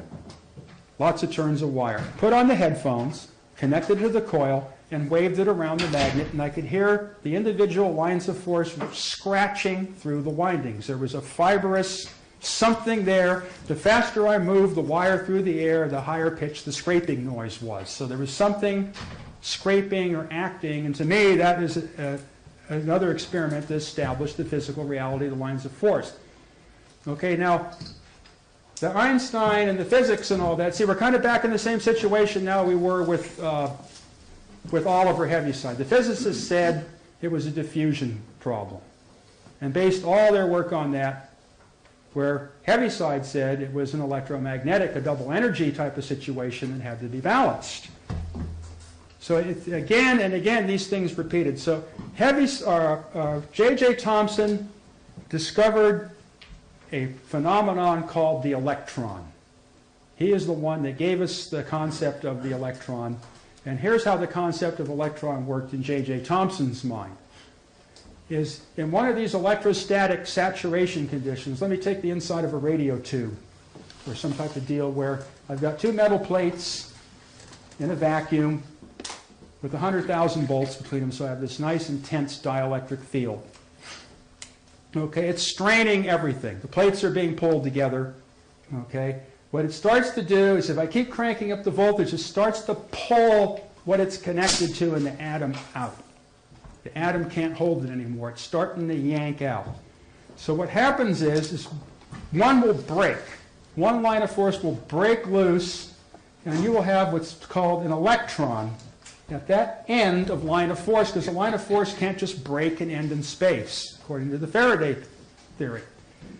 So this end of line of force, now you have a rubber band of dielectricity that's snapping, okay? And its energy is being discharged in this snapping to the other plate, the positive plate, and that produces a physical action and a heat. Of course, now the Einsteiners said there are no lines of force, so all we have is the electron, which is a ball bearing that floats in empty space. And if we drop it to the floor, then we'll have electrons rolling all over the floor. But somehow that just doesn't work out like that. It doesn't seem to have any real mass. The mass is all related to the rate at which the electric field is moving. It has nothing to do with a physical object. Now, what was found was, just a second, what was found is that this electron phenomenon, if you try to make it happen faster, you cannot, if you have all the energy in the world, you can make it happen at the velocity of light. And anything less than that, it cannot reach that speed. And this is the basis for the proof of theory of relativity. The electron is not a ball bearing. Nobody knows. The only person that knew what an electron was Philo Farnsworth, and he wrote no books, and he's dead. Yes? Well, the thing is, you mentioned about the cathode and all that. Now, if you have no voltage across the anode and the cathode, and you have the heater, you know, because a cathode is a thermionic thing. With, no, this is a cold cathode. Well, the cold cathode is a different thing. There's two phenomena that makes a cold cathode work. One is it depends on ions. Ions hit the surface of the cathode, and then electrons come off. And that's what they like. Well, that's after the breakdown. But you got to turn up the voltage to the point where the charged carriers get pulled out of the metal. Yeah, well, they call that brute force field emission, which is where thermionic emission is where you heat this plate up to red heat, so the electrons can't hold on very good anymore. Yeah. And you can just heat it up to the point where the electrons just kind of boil around the whole thing, but they got nowhere to go because their lines of force are all going inside. They're not outside. But it also results in the cooling of the cathode. The cathode is actually it's actually, on a field emission, Tesla showed that when the anode gets hot, the cathode refrigerates. Yeah. Which is kind of a remarkable thing in itself. So what led out of J.J. Thomson's idea was, when you read his book, which is very simple, his mathematics is kind of shoddy, but there isn't a lot of it, is that here's the implication of J.J. Thomson's work. Okay, is space is filled with electricity. We don't know what the voltage of the planet is with respect to the sun. You know, we can't just say right off the top of our heads what the magnetic field intensity is in this. But at any rate, if I got my car sitting out in the street, it's being that it's metal, it's got all this electrical lines of force attached to it and surrounding it. Okay, now according to J.J. Thomson, that is the reason why when I slam on the brakes, the car doesn't come to an instantaneous stop. It's because the electricity has to discharge. So J.J. Thomson's idea was, if you took and found a way to make the voltage and the current associated with the metallic body of the car equal potential of where you stood in that place in the universe, so all the lines of force detached, because there's no difference of polarity, that you could step on the brakes and the car would come to an instantaneous halt. And basically, velocities and all of those things would almost lose their meaning because there would be no restriction to the movement. Now the problem is, okay, well that sounds good. How do we begin? Well, the Einsteiners tell us there is no universal ground or neutral wire or point of rest or any of that type of stuff. So we'll have to give up at that point. But at any rate, somebody pointed a gun at our head and said, no, you're not going to give up. You're going to figure it out. So what we'll do is, well, gee, Tesla came up with this unipolar idea where he could ground in the counter space. Well, what would lead out of that is the Tesla device could be phased or tuned in such a way that its counterspatial neutral would be at a universal grounding point. And grounded against that, then your vehicle would have no potential because it would be grounded to this dimension, and all the electrical lines of force would disappear. Now, there's a lot of people believe that the Germans developed that in aircraft, and the United States glommed onto all of them during World War II, and they did indeed disappear into Bell Telephone and some weird place in New Mexico I can't pronounce the name of. Who knows the name of that? Algamorado or? Okay, yeah. So the contention is that all this talk of aliens and UFOs and all that is just a weird type of compounding disinformation story where they actually throw the material out and then deny that it exists, so the whole thing just becomes a self-consuming lie, and nobody realizes it's really actually Earthlings doing this stuff. But of course, that's all, Art Bell world, so I won't get too hard into it. But these are all the things that pop up when you get into this electrical world. And it's my conclusion that that's the main reason why all electrical research has been stopped and swept up, is because the possibilities are incredible. Absolutely incredible. So, some more questions. Well, speaking of Art Bell, because he had his parallel line loop antenna, do you think because of that particular configuration, and he had this other space between those two lines, that's why he's putting all that voltage on? No, the reason he's getting all the voltage is because it's a great story. Art Bell is an entertainer. You've seen the same piece of loop of wire, you've virtually touched it at my place, and that's just not happening. But they did have this very long, exactly parallel matched loop. I thought maybe that configuration matched your model for the dielectric field in between. No, Art Bell is an entertainer, like okay. Michael Savage. And my last question would be, just to make sure I got this, because I'm still trying to figure this out. You're suggesting that protons, electrons have no rest mass, but that their apparent mass is a function of the velocity of the force lines. Is that correct? Right. Okay, it's a theory. I'm digesting it. It's interesting. Yeah. Before you ask the question, could you elaborate on your last statement about the information about electricity is being gathered up or whatever? Well, if you look at electrical history, okay, you can see it was just a ball of confusion for 300 or 400 years in Europe, where such things were observed. Obviously, the Hawaiians and the Aborigines weren't doing much experimentation. It all came out of that neighborhood, and then it just, boom, it took off. Twice it became, with Franklin, it became almost like a fad that everybody in France was wearing lightning rods on their hat. I mean, it's just every phase of electrical advancement resulted in this social reaction of complete amazement and partying, like when the telegraph line was finally sent across the ocean and all that. It was massive effects. There were riots on the street when Einstein and Darwin presented their theories to the public. See, all these things have disappeared from the history books. So you go through and you see, if you read, what I did is I read all the minutes of the American Institute of Electrical Engineers from its inception to the death of Steinmetz. Page at a time.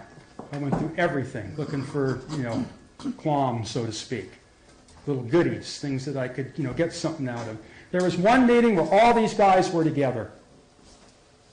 And they felt that within a matter of months, with Steinmetz's work and Tesla's work and all the stuff that was being discovered by Heaviside and all these other people, it was a matter of months before a rotating apparatus was going to be built that provided electricity without requiring a prime mover.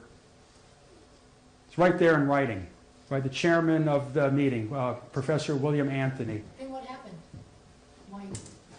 It just basically step by step, because of the physicists and the Einstein and all that, just got chopped and chopped and chopped until eventually electricity has been declared impossible to even exist.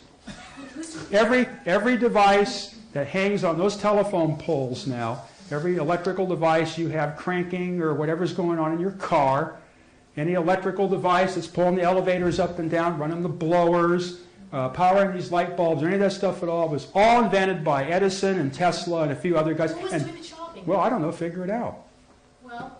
Well, All I can do is speak from experience, okay? Everything I've built has been destroyed. right. Let me finish. Okay, I'm just going to speak from my experience, okay? Everything I built has been destroyed, okay, as people have been hounding me and harassing me my whole life, ever since I was 6 years old, even before I came up with anything. It took a while to figure out why all this worked, okay? And I won't get into it. But I'll get into the specific example, okay? As the thing is when I was a child, okay, I wasn't interested in riding bicycles or kites. I didn't need to go goo goo gaga, see Dick run, see Jane run in the classroom because I was too busy reading my father's naval and electronic engineering books. That's how I learned to read. I just sat down to open the books and read them. I don't know where I learned how or whatever, but that's immaterial. That's just what I did. I probably got enough out of the kindergarten class or something. Okay, when I was 12 years old, Pacific Gas and Electric took me on in a private tutoring special education situation. Okay, and then the phone company came next. Once I had all my federal licenses when I was in high school, the phone company came in with a couple of spooks that looked like some CIA guys with, you know, the gun in their pants, but not quite, you know, where's Eric Dollard? You know, and it was a couple of stunts that me and my buddies pulled the week before. I was not feeling happy. And they go, we want you to attend this meeting, special meeting. And it just kept going and going like that. And then RCA came in Bolinas. Okay, and when I was 17 years old, I was completely absorbed into the station. I could come in there any time of day or night, get parts I needed for experiments, had the keys to the gate, you know, so we could party on the beach. All these type of things, okay? RCA, the phone company, 1970, what me and my friends called the day the music died. Okay, all those companies started going down like that. So what I did is I managed to glom on to a couple of corporate engineering executives in these companies, okay, and told them what I had set out to do, electrically researching, and I had the full backing of these big corporations. RCA gave me all of their equipment in Bolinas, except what was actually online. 25 tons of apparatus. To do what? For my research. Transformers that stood 7, 8 feet high. There's a few people here that were with me in that episode. Actually, only one person. I don't know where she is right now. But that's it. Nobody, that's all gone. There's no see or belief or anything. An environmental organization came in, seized the whole situation, hired high school vandals to smash all the equipment with hammers and axes, spread the mercury and the PCBs all over the floor, the environmental saviors, smashed everything, cut all the cables, dumpstered all the notebooks, tried to make sure I had no place to live in town. Yeah, but they were hired by...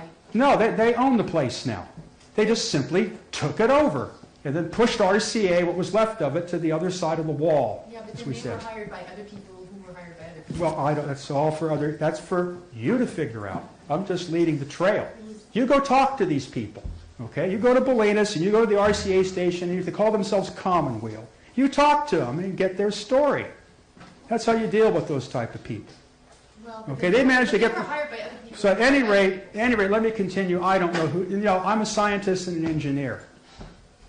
Okay, I can't speculate, otherwise I'd just burn my whole life up chasing UFOs and space people and Soviet Tesla scalar conspiracies. You know what I mean. So what it finally evolved to is a guy and a friend of mine got together with me and we went with a videotape camera, okay, and went out into RCA to get pictures of the last of the antenna field and everything before it was finally smashed down. Well, in the process of this, by some weird turn of events that I won't get into because it sounds like voodoo, it finally resulted into the chief park ranger himself, Mr. Sansing, searches the entire 3,000-acre antenna field, which has been my personal rat hole for 30 years, to find the hated Mr. Dollard. And he finally does. He finds us down in the ravine, taking a break, you know, where the deer hang out.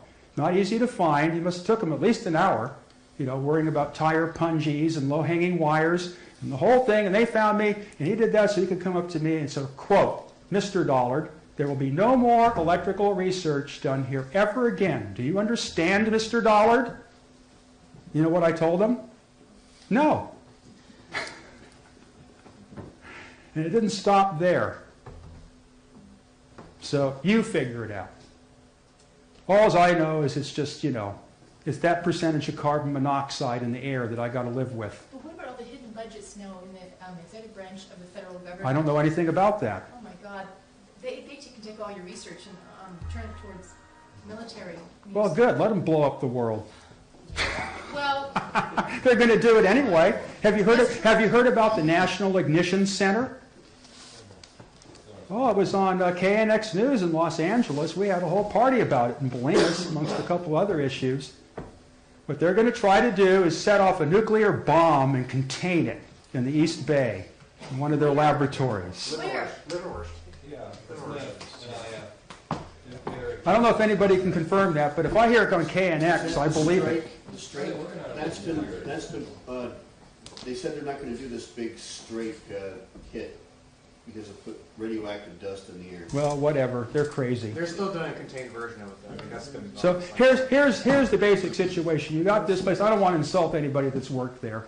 You have this big installation, Livermore Laboratories, the big government laboratory. Right. Big shot government laboratory. And out of the whole fusion era came this holy grail of producing electricity by hydrogen fusion, which didn't throw out all this garbage and crap like fission does. It's more of an implosive, self-contained type of thing.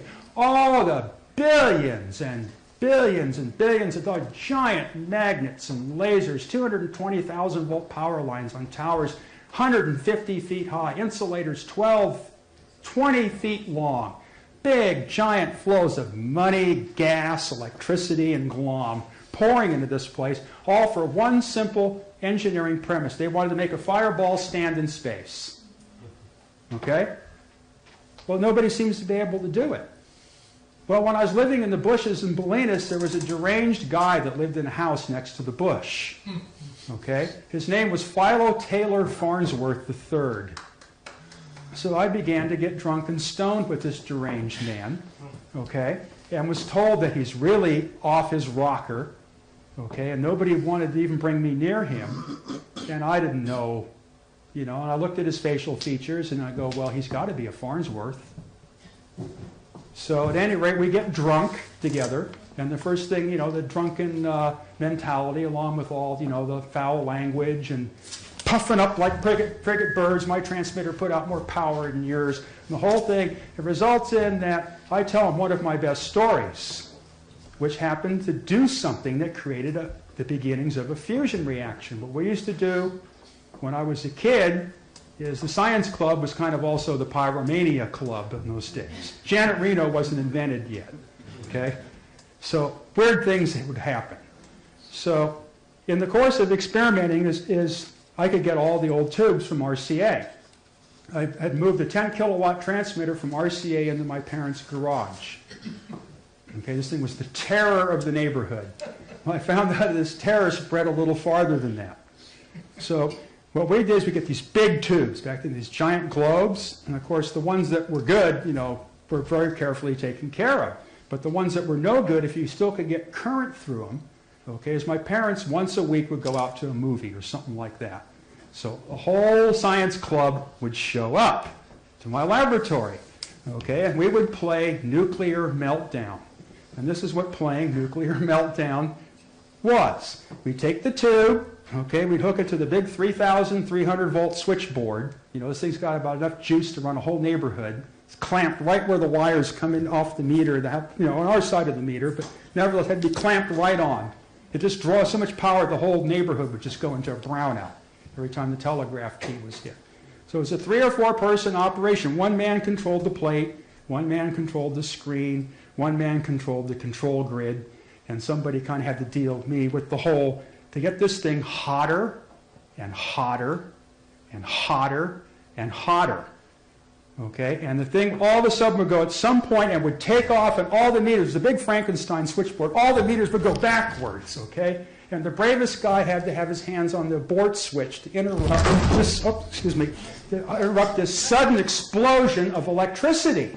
that would be created in this process. Just briefly, there'd be this sudden explosion of electricity. Well, it turns out to be fusion reactions of this type are very heavy microwave emitters. And I learned when I got in the Navy, every time we did this, it jammed out all the radars in Hamilton Air Force Base. So when I told that to Philo, oh, he was just completely bent out of shape. He couldn't have a better story than that. But he had to. So he disappeared into his bedroom. It was a typical madman, house of boxes, books all dusty, piled to the floor, the ceiling. You couldn't turn the TV off because of the weak cathode, so you put a piece of cardboard in front of it. The inventor of TV's son couldn't fix his own TV. It was a madhouse place, Lots of bottles of wine going down in his guts all the time. Drugs I've never even heard of before. But at any rate, that's where the action. When you live on the street, you're more tolerant. So he goes into his room and he pulls out this screwed up cardboard box, about this big, and he dumps it on the table, and he goes, well, you're so smart. Tell me what these are. And I go, what do you got here? He goes, these are my father's tubes. Okay, well, I knew about the TV, but these weren't TV tubes. Okay, so I pick up the tubes. I've been playing with tubes since I was 6 years old. My grandmother used to build them in RCA. It's just in my genes. I look at these tubes, and these things they're crazy. Anybody would say this is insanity. Okay, big giant grids, but no cathodes, and like electrodes sticking out of the side, and all this stuff. And but the thing is, I know how to make tubes. So I'm looking at him, and I start to see what's going on here. And he's sitting there. Remember that cartoon character of that dog that would laugh with that kind of horse after the dog screwed somebody that screwed him? I forget the character. That's exactly how Philo laughed. It was that kind of... You couldn't really hear it. It was kind of like a growling inside.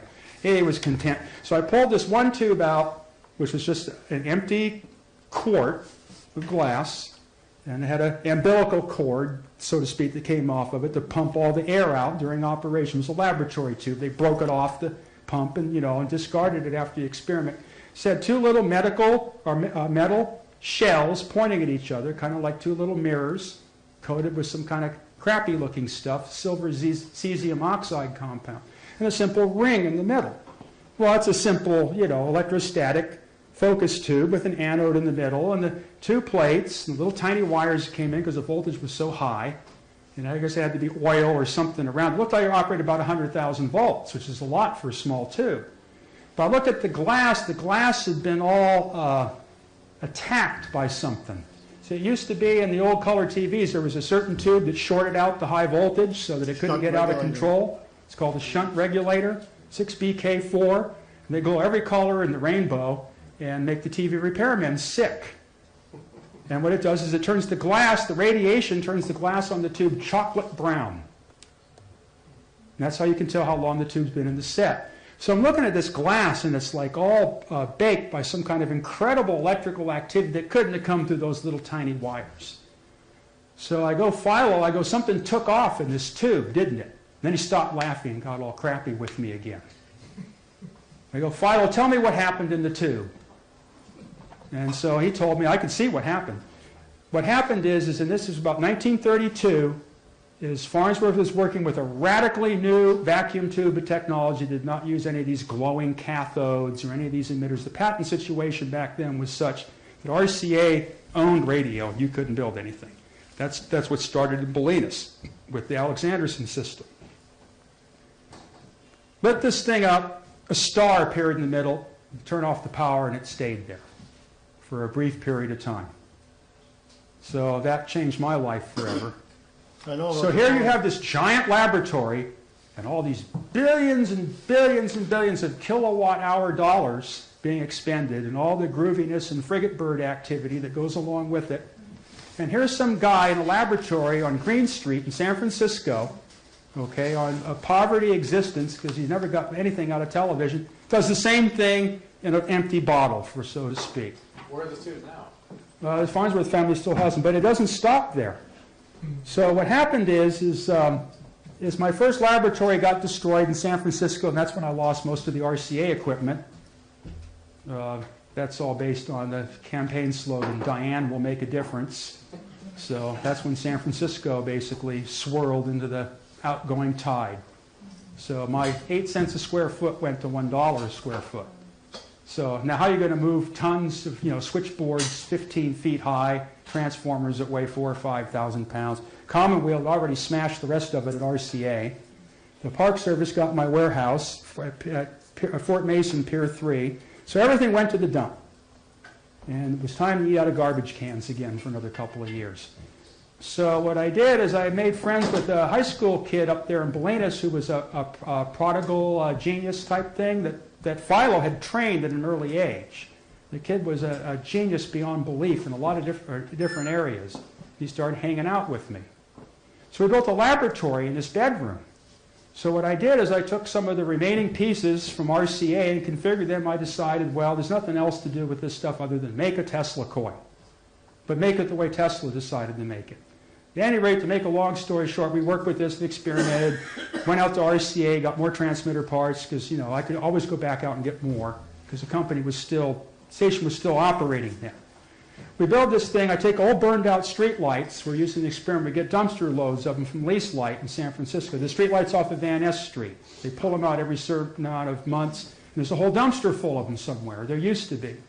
Put the street light in these monopolar fields that I just described from these coils, and the street light that we used for this experiment was the one we'd used previously for all of our spark gap experiments and everything, and something had started to transform with the bulb.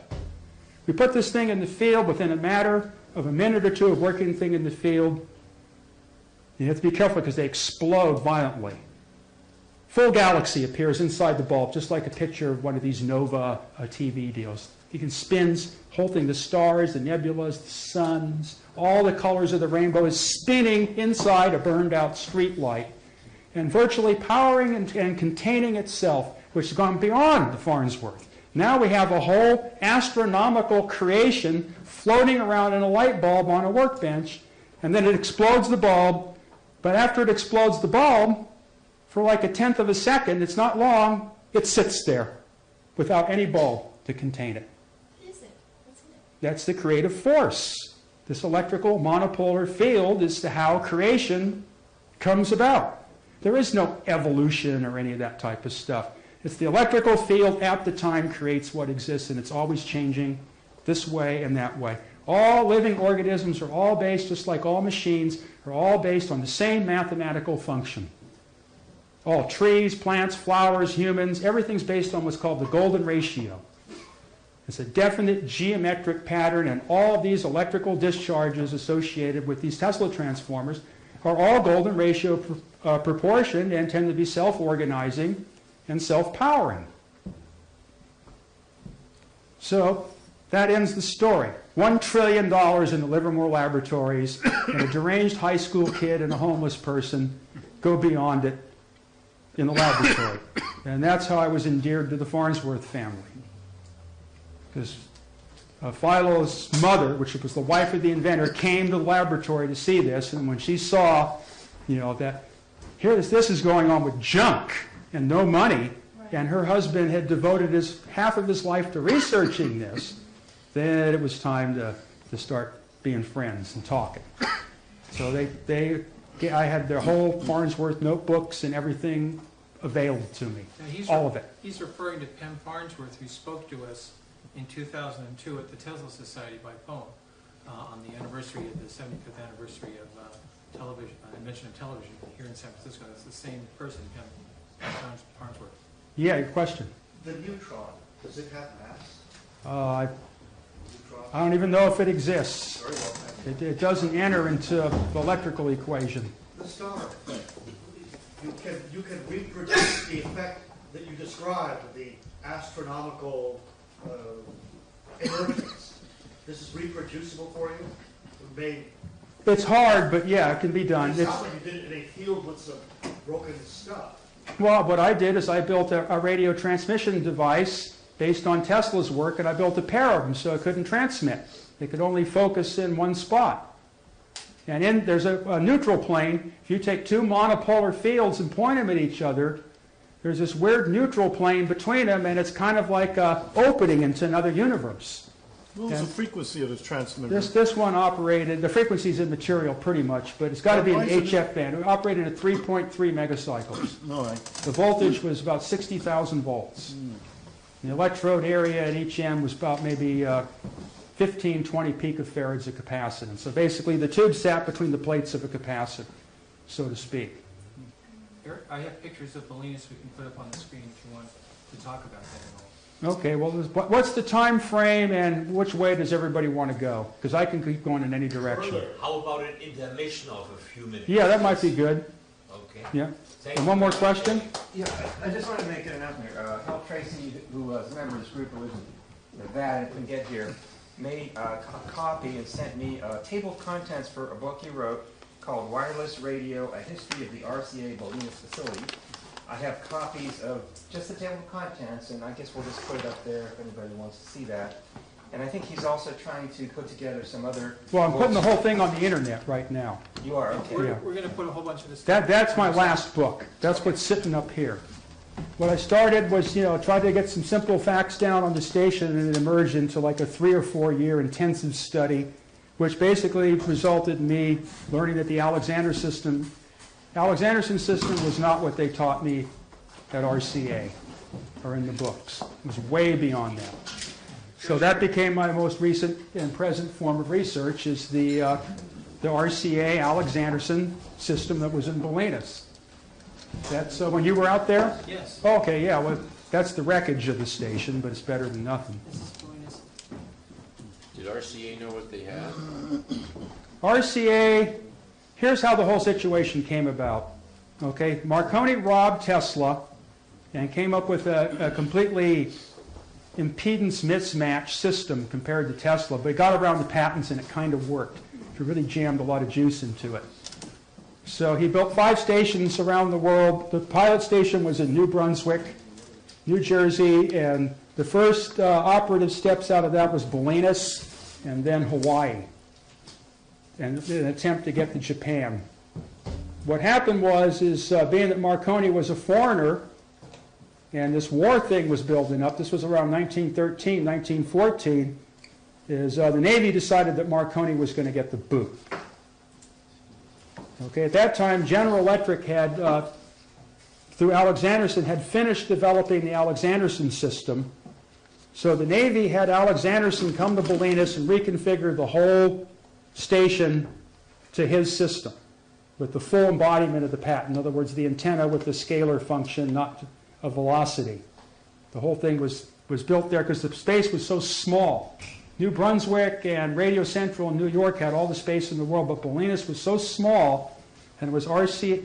What the Navy did is, once Bolinas, the plans were drawn up and things were ready to go in, the Navy formed the Radio Corporation of America to take over Bolinas and New Brunswick and be the rulers of radio. The Navy, particularly this Assistant Secretary of the Navy, Franklin Delano Roosevelt, decided we must even go farther with this and outlaw radio completely. And it was illegal to own a radio in 1919. Basically, 1919 is a signal year for the death of electrical engineering. RCA was formed. They formed a patent pool and a trust. Nobody could build tubes. Nobody could build transmitters. Nobody could do anything unless RCA decided it was to their behalf. Is that the antenna right there, Bolinas? That is the last antenna array to go up, which has nothing to do with the Alexanderson. All the Alexanderson and the Marconi stuff is in this book here. You want to explain what you were looking at? This is all garbage. Okay. It's dead garbage. Okay. It's, I don't know how. There's a lot of material. I could just go from page to page in this book. So why don't we just take a break now and then we'll see. Well, how much? Oh, thank you. Yes. There was just a short gap between Tesla doing his standing lightning and him being on the streets, and I missed what happened, if you said anything about what happened in between. Okay, well, in 1900 is when Tesla completed those experiments. And then by 1903, he had managed to get the money from J.P. Morgan to build a permanent plant in Long Island in New York. And then about halfway through the construction, Tesla was dragging his feet and spending too much time experimenting. And Morgan got the idea that this was going to be a self-powering system and just cut Tesla off at that point. And he was blackballed. He couldn't get any money to do any projects after that. Threw him out on the street, so to speak. So to speak, yeah. I mean, he had enough, rich friends. I mean, he used to wine and dine with the royal elite of New York City. There was nothing that the elite would want more than have Nikola Tesla for their dinner guest and have the opportunity to get a demonstration of his laboratory after dinner. People came from all over the world. Kings, queens, everybody. Everybody came to see Tesla's laboratory and have dinner with him. So 1903 to 1905 would be the period in which Tesla became a nobody. Wow. And he died in 1943. So that's kind of a long sentence as a street person. Would you want Yes. to, I'm sorry. Go ahead. I was just going to say, would you want to comment on things that were taken from his laboratory when the FDA... Well, see, I don't know anything about that. All I know is stories. See, I only can go on things that I can, That's fair enough. otherwise I can just go, yes. Could you elaborate on Tesla's impulse electricity? What it is the electricity changes at such a rapid rate in time that it gives rise to kind of like a shock wave condition. Is that frequency dependent? Or The frequency is imaginary. It's not in cycles. It's in neepers or decibels. So I'd have to get into mathematics. So that's one thing. Okay, you had a question. I had heard that they withdrew their backing for him when he started talking about free power for the public. Well, that's how the story goes. Yeah. But, I wasn't there. But obviously, there was a falling out. But see, the thing is, there's a whole direction. I mean, Tesla was taking this electricity thing and just going too far with it. And the Einsteiners and all that stuff was getting cooking about the same. I think Einstein got his start in 1905 with a paper on the photoelectric effect. And that photoelectric paper basically is what erased all those lines of force. Remember when I was saying how they were erased and all that was left was in the middle? But, that not being my particular area of study, I can't say exactly, how it worked. But Tesla's comments on it were pretty, well known. He just railed against relativity and the fact that you can get energy out of matter and all these type of things. It's never, and then you start looking at the way Tesla's stuff worked, and you start to see, well, if his stuff works, then he must be right on some level, because he was able to engineer it. It wasn't just a story. Nobody can duplicate Tesla's work. It's just nobody can duplicate it. I mean, it's possible for somebody to duplicate it, but as it stands right now with mind virus that exists in people's heads, they can't duplicate it because they don't know what it is that they're doing. They don't know what they're engineering. They're too busy arguing and fighting and making improvements. And the best you get out of is machines to make giant sparks. My contention is why build a machine when you can go out and throw some wire over the telephone pole and get all the sparks you want? So it's just, that's where it went.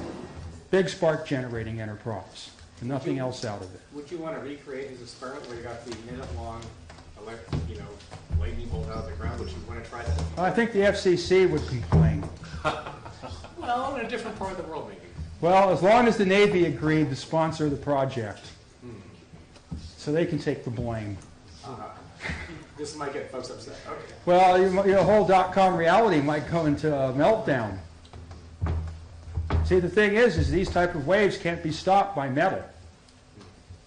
So that causes, that's one of the threat aspects. That's why people would rather that none of this ever happen. So it sounds to me, I keep going back to this, but it sounds to me like the Philadelphia experiment was a kind of an edge around this. Well, the Philadelphia experiment was a story. Okay, nobody was at the switchboard that I talked to. I don't have any of the tubes or relays or sockets in my glom pile that I know of. Okay, I got a little piece of just about everything, including the space shuttle. But allegedly, the only thing that came from the Philadelphia experiment was the 89 beam power tubes made by RCA, but that's by Preston Nichols, and he's the disinformer geek. So he's the one that's pandering to this whole Philadelphia experiment thing and Montauk, mind control. And they're all paid disinformers. Yeah, well, the mind control stuff is hocus pocus, but I'm thinking if you're... Like I say, what I know is, okay, is I took the Minesweeper apart. Okay, I read all the books before the Navy pulled them out. A lot of it's classified, so, you know, the ship was obviously sanitized before it was dumped. And the Navy came back and wanted to share in the glom on their own vessel. And this Minesweeper and the mine evading technology is to make the boats invisible to magnetism. Okay, and how this is done is they have 3 sets of cables. Okay, they got ones that run in the X, Y, Z axis throughout the ship. Okay, and then the current, instead of running crosswise in the cables to neutralize the field, runs the same way. So these cables become giant magnet coils. Okay, and these all go to a classified switchboard. Okay, and in this classified switchboard, there's certain sensing apparatus at some part of the ship that feeds these coils with a variable current, okay, and neutralizes, like I was saying, with the car body, so that you would get rid of the lines of force, so you wouldn't have the inertia. It neutralizes the magnetic visibility of the ship. Now, exactly how it does it is a classified operation. Is it done with AC or DC? Done with DC. Now, if I was to do this for the Philadelphia experiment and somebody said, do it or die, first thing I would do, instead of making the current go in the same directions, I would make it all go opposite directions like it normally did, but I'd do it in such a way that it generated one of these type of waves I was talking about, and see what happened. But if you, and that would involve impulses and not direct current. but if you're working in space, counter space, time, counter time, that suggests that at least you have like the beginning edge of like an entire Pandora's box of how to create sort of like vacuum loops in this. But Well, see, here's the thing. This is the reality that electricity lives in.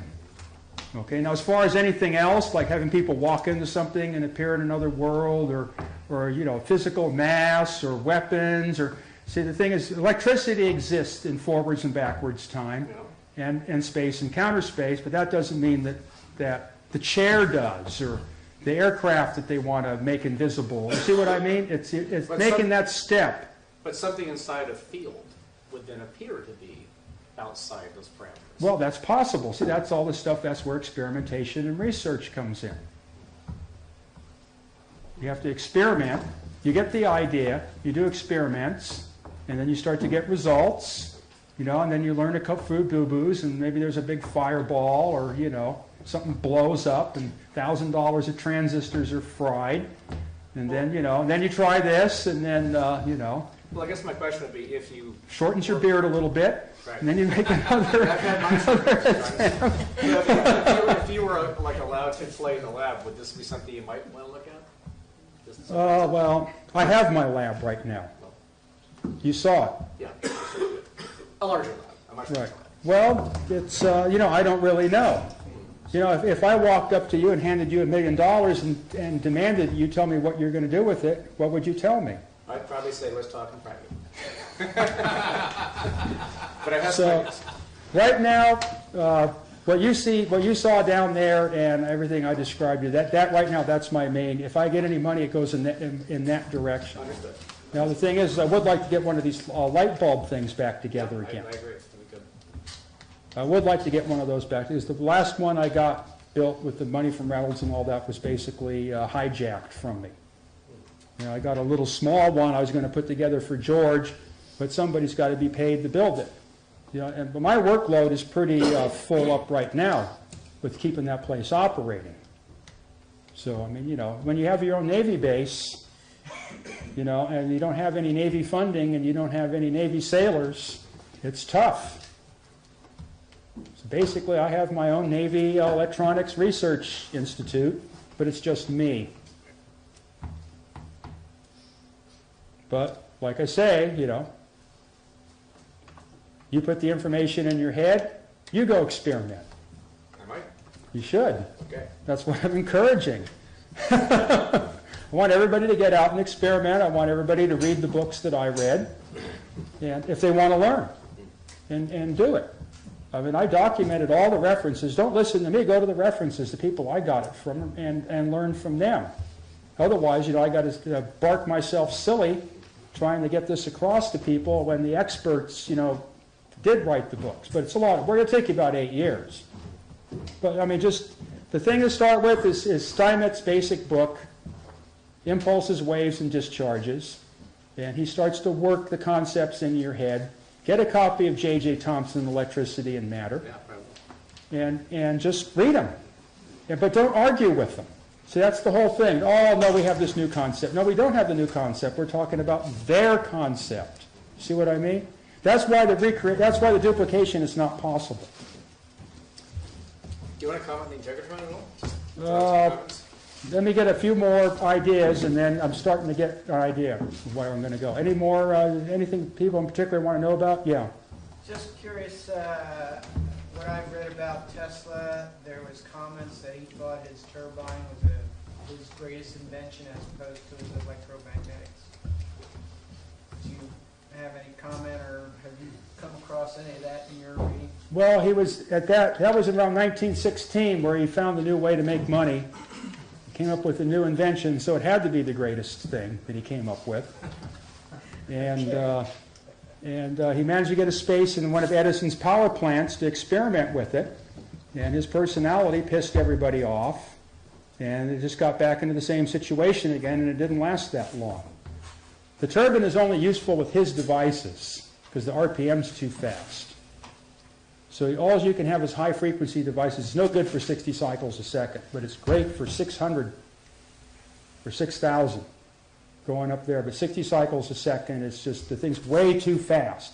That's the problem with most of that Tesla technology. The stuff just goes way too fast. Where it found its practical applications is in clog-free pumps, where the power, instead of going out of the shaft, is going in the shaft.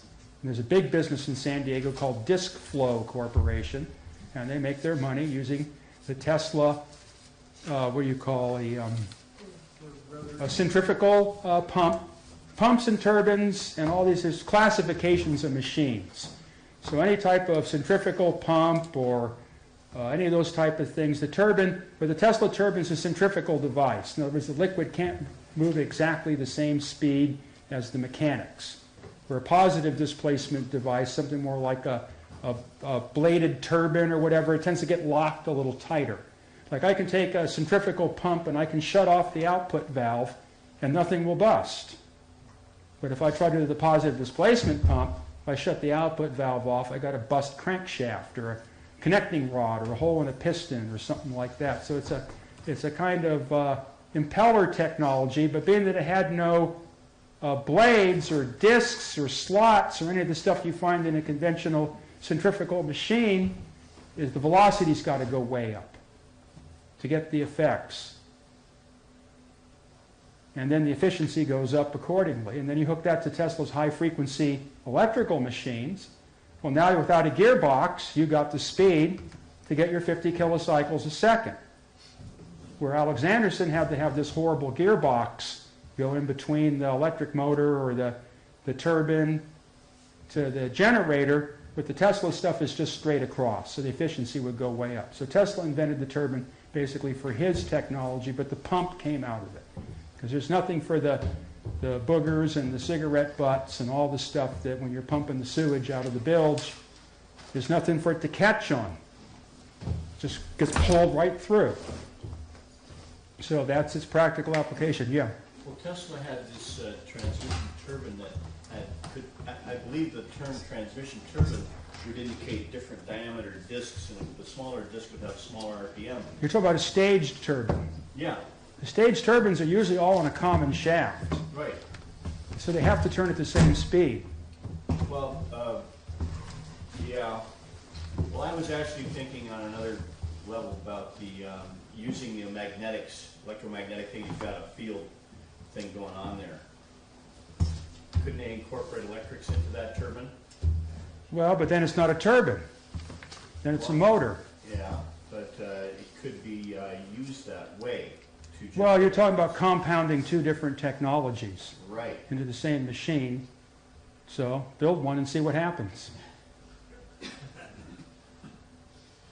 Okay, that's, We have 11 people on the list, Eric, that'd like to attend classes if you're willing to teach them with them. okay, well, if I can figure out a way to get over the big hill once a week, Or once every other week, Yeah. whatever frequency you like. And I'm wondering, would the people be more interested in experimental work, building stuff, or in the electrical theory? Everything.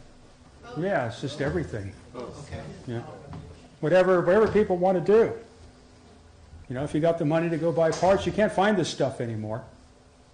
If I got the last glom, it's gone. Tubes I use in my equipment, there's no money in the world that'll buy them, and nobody can make them. Nobody can make anything that works anymore. It's over. Babylon is here.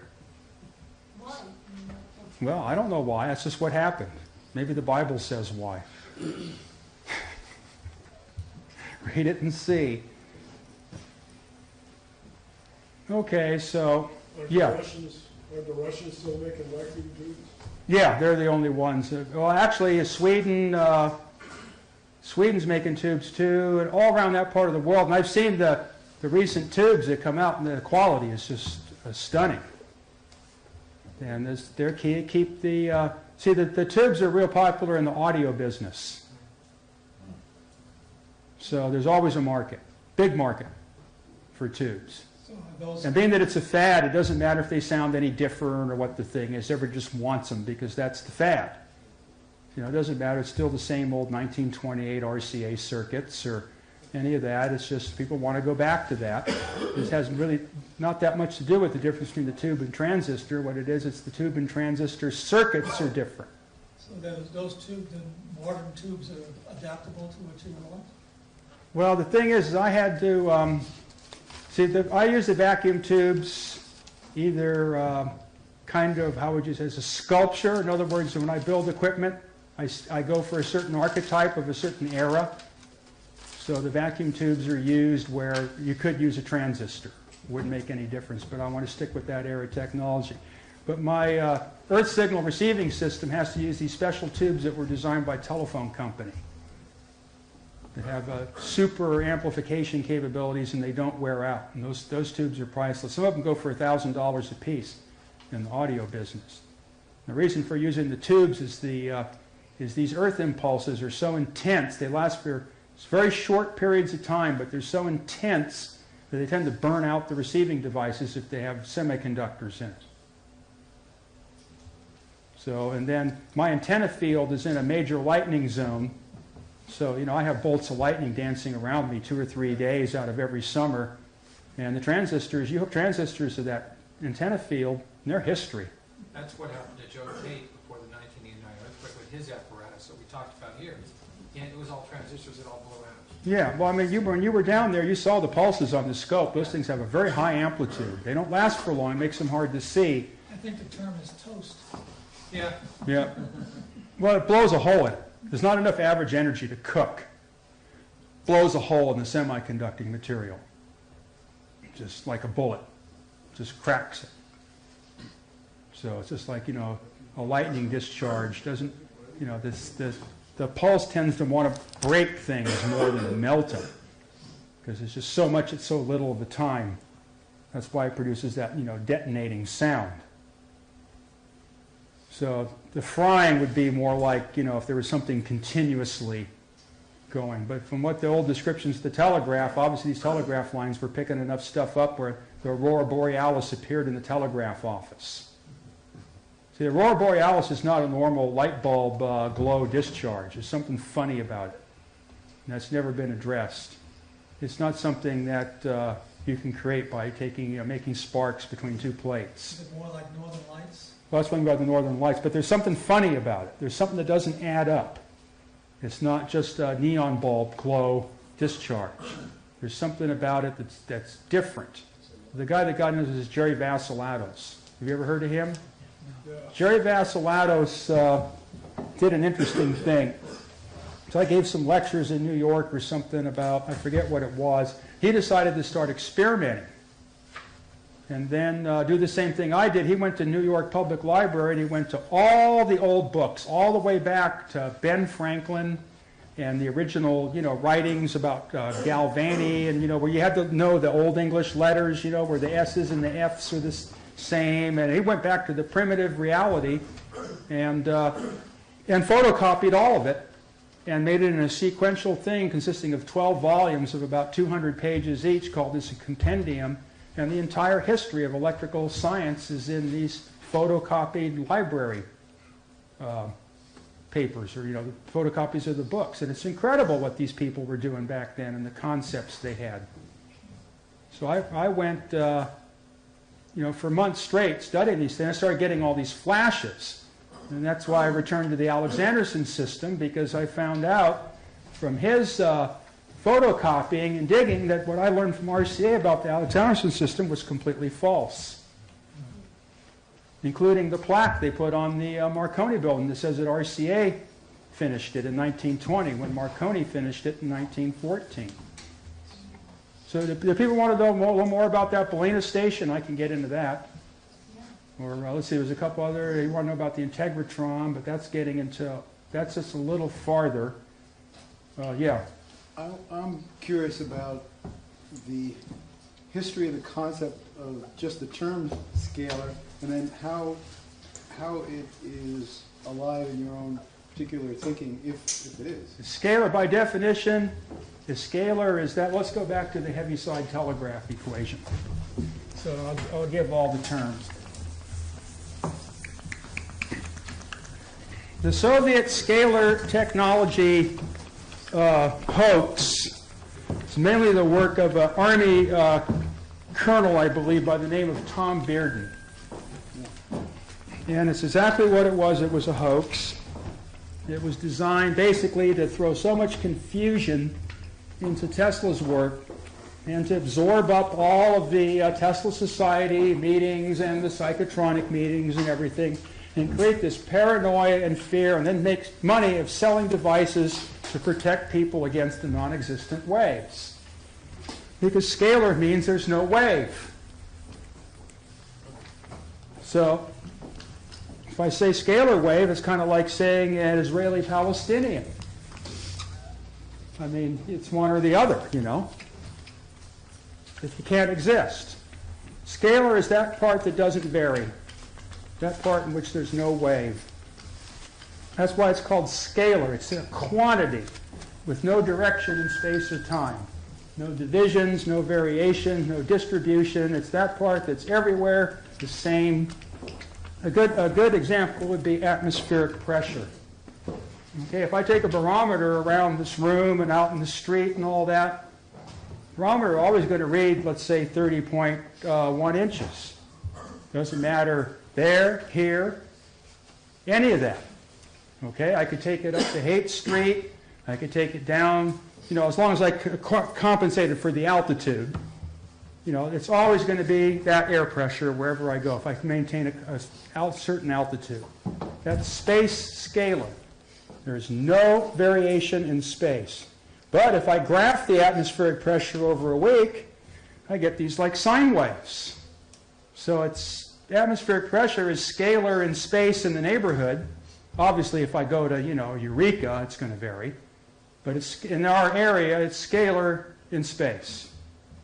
But it has a wave in time. Does that give you kind of an idea what the word scalar means? It's that quantity that, it's like DC. If I take an electrical oscillating system and it's got impulses and it's got oscillations and alternating currents, there'll be one quantity of electricity that doesn't vary. While all the rest of it's going higher or lower in this way and that way, there'll be one constant that will be uniform throughout the whole circuit. That's the scalar quantity. So what Bearden did was use the trick to take, there's two types of waves. There's longitudinal and transverse. This is the whole bugaboo, and this is what the Einstein thing is disrupted. And this is the forgotten part of Maxwell's. Maxwell considered two types of waves. One is transverse. Okay, a transverse wave is like waves on the surface of the ocean. Okay, there has to be a boundary. And the motion of the matter or the ether or whatever deal you're dealing with is always at right angles to where the wave is going. Okay, and it's slowed. It tends to circulate and stay in one area and then move on to the next and move on to the next and move on to the next. That's called a transverse wave. In other words, the energy is sideways to where it's going. You understand what I'm saying there? Does everybody kind of get that? I guess? Okay. Now, a longitudinal wave, if I set off a load of dynamite underneath the water, okay, and then another place underneath the water, okay, it's a shock wave, and that other place gets it real fast. There's hardly any delay at all. Okay, it's right there, and it'll blow your eardrums out. Okay, and the surface, initially, there's no evidence of this until the turmoil gets going. That's a longitudinal wave. Okay, the material or the energy or whatever is going the same direction that the propagation's going. It's in line. Okay, now if I take a 10-foot rebar piece, a half-inch rebar, okay, and set it on little deals so that it's free to kind of move around, doesn't fall to the floor or whatever, strings. Okay, what I can do is I can take one end of that rebar and hit it with my hand, and a little wave will whoop sideways, just like a transverse wave will go from one end to the other, right? I mean, that's like you do it with a piece of rope or string. The other way I can do it is I can hit the end of the bar with the hammer. You can't see that wave. It's instantly at the other end. That's the longitudinal wave. You see the difference? What is a wave of compression? It's a wave of compression and expansion. The actual medium of transmission for delivering the Right. force, and the other is transverse, involves some other process. Yeah, so it's a transverse wave is kind of operating out of the wave realm. It's not really a very effective wave. Now, if electricity is supposed to be transmitted through space electromagnetically, the first complication that comes to mind is where's the boundary? There is none. So Tesla said there were no transverse waves. It had to be longitudinal. So right there, then that kind of just messes everything up. You want to comment on that? Yeah. Sure. What are you thinking over there? What's that? Electromagnetic propagation lies in those two, let's call them perpendicular. Yeah, perpendicular, yeah. And the effect of one is having an effect, or seems to have an effect on the other. Well, the thing is with electricity is one aspect of it is denial of the other. Okay, well, here's what I'll do, is I'll take an electrostatic condenser, okay, a capacitor, Leyden jar, whatever, okay, and I put an electrostatic field in that, okay, and it's got its plus and minus, and this field's in there, and it wants to pull the pieces together and all the regular stuff, but it can't do anything, okay, it's stuck. Now, if I take an electromagnetic inductance coil, which has a similar physical volume, but it has a complementary way of representing itself. In other words, the capacitor tends to work by dividing up the metal like this to get in between, where the coil does the dividing for enclosure of a space. Okay, now this device here, if I have current flowing through it, okay, it has a magnetic field. Okay, in order to have a current flowing through, of course, it has to be short-circuited. Okay, if I'm going to maintain this electrostatic energy, and so it doesn't go away, this has to be open-circuited. If I'm going to maintain the magnetic energy, it has to be short-circuited. But each of them can... Well, let me finish. Okay, so this represents energy storage. Okay, the energy being kinetic, being the inductance. Remember we talked about inductance. Okay, inductance multiplied by the current squared. Okay, and that's in watt seconds. It's energy. Okay, it will light a 1 watt light bulb for 1 second. Okay, now the electrostatic energy is exactly analogous. It's the capacitance and the square of the electrostatic potential that's associated. So if I got 1 amp here, and I got 1 volt here, okay, and I have 1 farad here, and 1 Henry here, then I get 1 watt second, you see what I mean, of energy.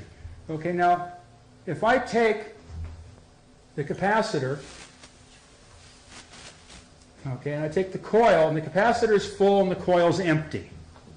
Okay, because now I've had a situation where, do you see how these two things are conjugates, that one is the denial of the other? It takes a lot of electric Well, let me just keep going.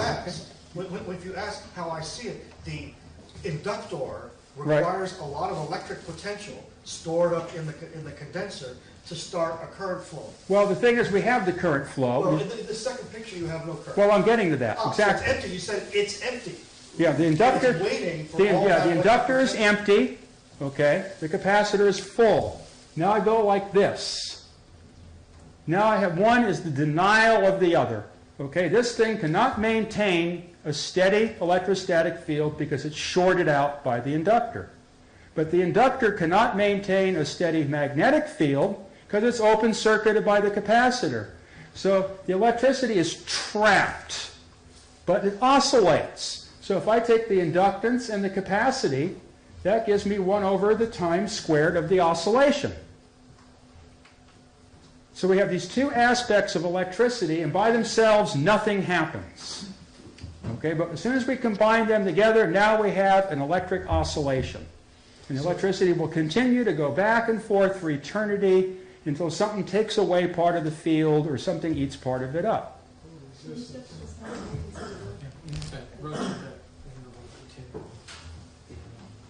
So this is the electrical situation is based on this duality. Okay, it's called conjugates. If I have a glass of water, okay, and the liquid level is here, halfway up, not only is the glass half empty, but the glass is half full. And you can't have one without the other. It's a conjugate relationship. When I have an electromagnetic field, okay, and the magnetism is going this way, the electrostatic has to be going this way in an electromagnetic field. Now, in a Tesla field, it's completely different.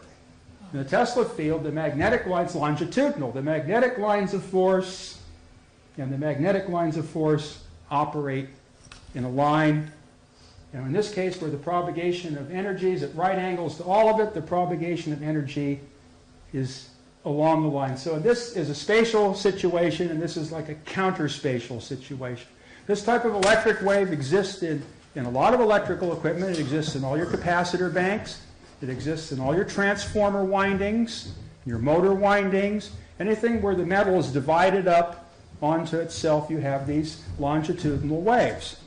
But they're not put into the calculations. Because the thing is, if you're designing a capacitor, you're designing it to be a capacitor. If you're designing a coil, you're designing it to be a coil, so you always eliminate the other field as being too small to be concerned with. Because there's a huge one. But what Tesla did is Tesla took the coil, okay, which has capacitance, okay, and what he did is he found this frequency where the capacitance of the coil itself matched the inductance to what's this called a resonant process, and at that point the coil turns into this monopolar transformer. It's that simple. All you have to do is find the frequency of the coil of wire that if you connect it to the output of your radio transmitter, your alternator, or whatever, and the other end is grounded, okay, when you find the frequency where the energy of the magnetic field equals the energy of the electrostatic field in the coil, okay, this terminal doesn't have to be connected to anything. That coil, okay, terminated here, you have your alternator here and grounded. Now this coil will transmit into the ground without requiring another terminal.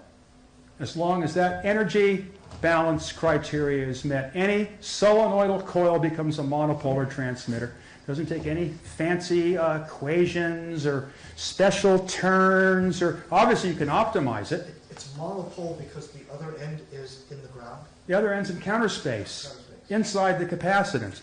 If I want an electromagnetic waveguide, I have to have a boundary of metal conductors. That's why when you look up on the telephone pole, there's always a multiple of conductors, typically 3, to establish the boundary to confine the electromagnetic waves. But the problem with 3 wires and 3 phase is electricity is basically a 4-pole phenomenon. So now when you try to make it go 3-pole down the lines, not only do you have the transverse electromagnetic wave that we discussed, But the fact that there's no more plus and minus, but it's partially in between because it's a triangle now instead of a cross, is you have a longitudinal current going sideways between the wires. So the power flow down a three-phase power line is no longer electromagnetic, but is a complex electric spiral. And Steinmetz tried to crack this and backed off from it because it was a little too far for what was going on. And what this does is this triple wire configuration uses the least amount of metal to carry electricity from point A to B. 4-phase 4-wire, 2-phase 2-wire takes more metal. For some reason, this triple phase, no one's ever been able to explain it, takes the least mass in your transformers, your motors, and your transmission lines. For some reason, the mass quantity in the electrical system has a low in that. And it'd be interesting to sit down and analyze that. You mean for efficiency? That is four conductors. Yeah, in other words, 3 wires will transmit the most electricity of any electromagnetic boundary phase type situation. You know, 6 wires, 4 wires, 2 wires, 3. It's got to be 3. See, the thing is these electrical pioneers, they got it to the point where this stuff was mathematically and what have you. It was there to work with, and then it stopped. So basically what needs to be done is to go back and pick up where these guys left off. What I did is the mathematics was never complete. The system of units was a mess. Okay, the physicists started putting 4 pi in the equations where 4 pi didn't belong. So what happened is then when you had your normal 2 pi, which always appears in almost all your alternating current stuff, the 1 over 4 pi c squared cancels it out and it disappears out of your equations and you lose the vision of the circle that you're working with. You can see what I'm saying. Cancels itself out. So what Heaviside did is he railed for what was called the rationalized system of units to get rid of all the scales and the magnetic monopoles and the points of mass that can't possibly exist and the little gyroscopes and all the stuff that Maxwell just twirled the thing into the nth dimension with and make it into a basic, you know, A plus B equals C type of situation. Was to get rid of all the complexity.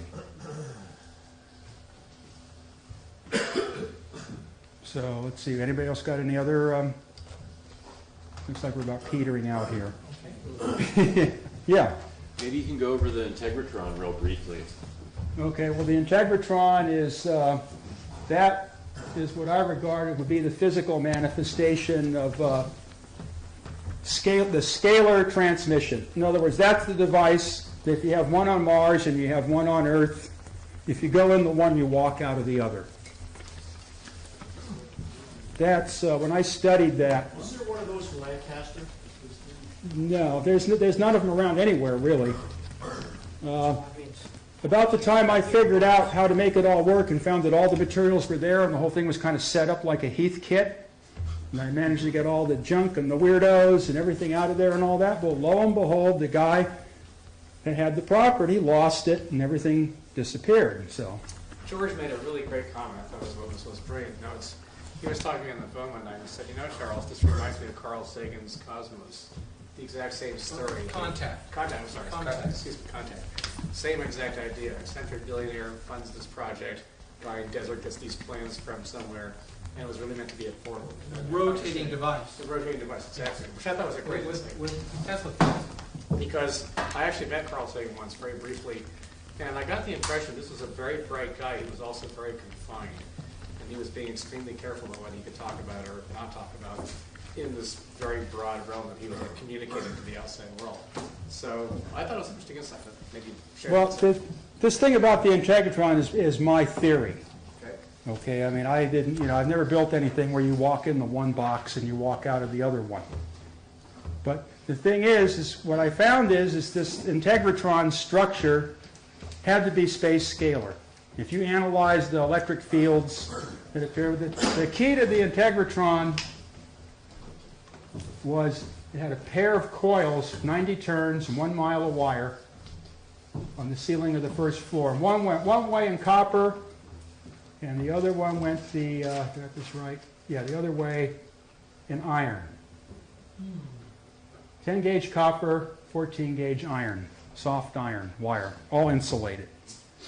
Okay, and there's 4 spark gaps that were remote controllable by compressed air and plastic pipes, so you couldn't have any metal in here to short this thing out. The whole thing was charged up with 100,000 volts from the thing that spins on the outside. Electrostatic generator, and the dome is covered with metal, so that's your capacitor to space.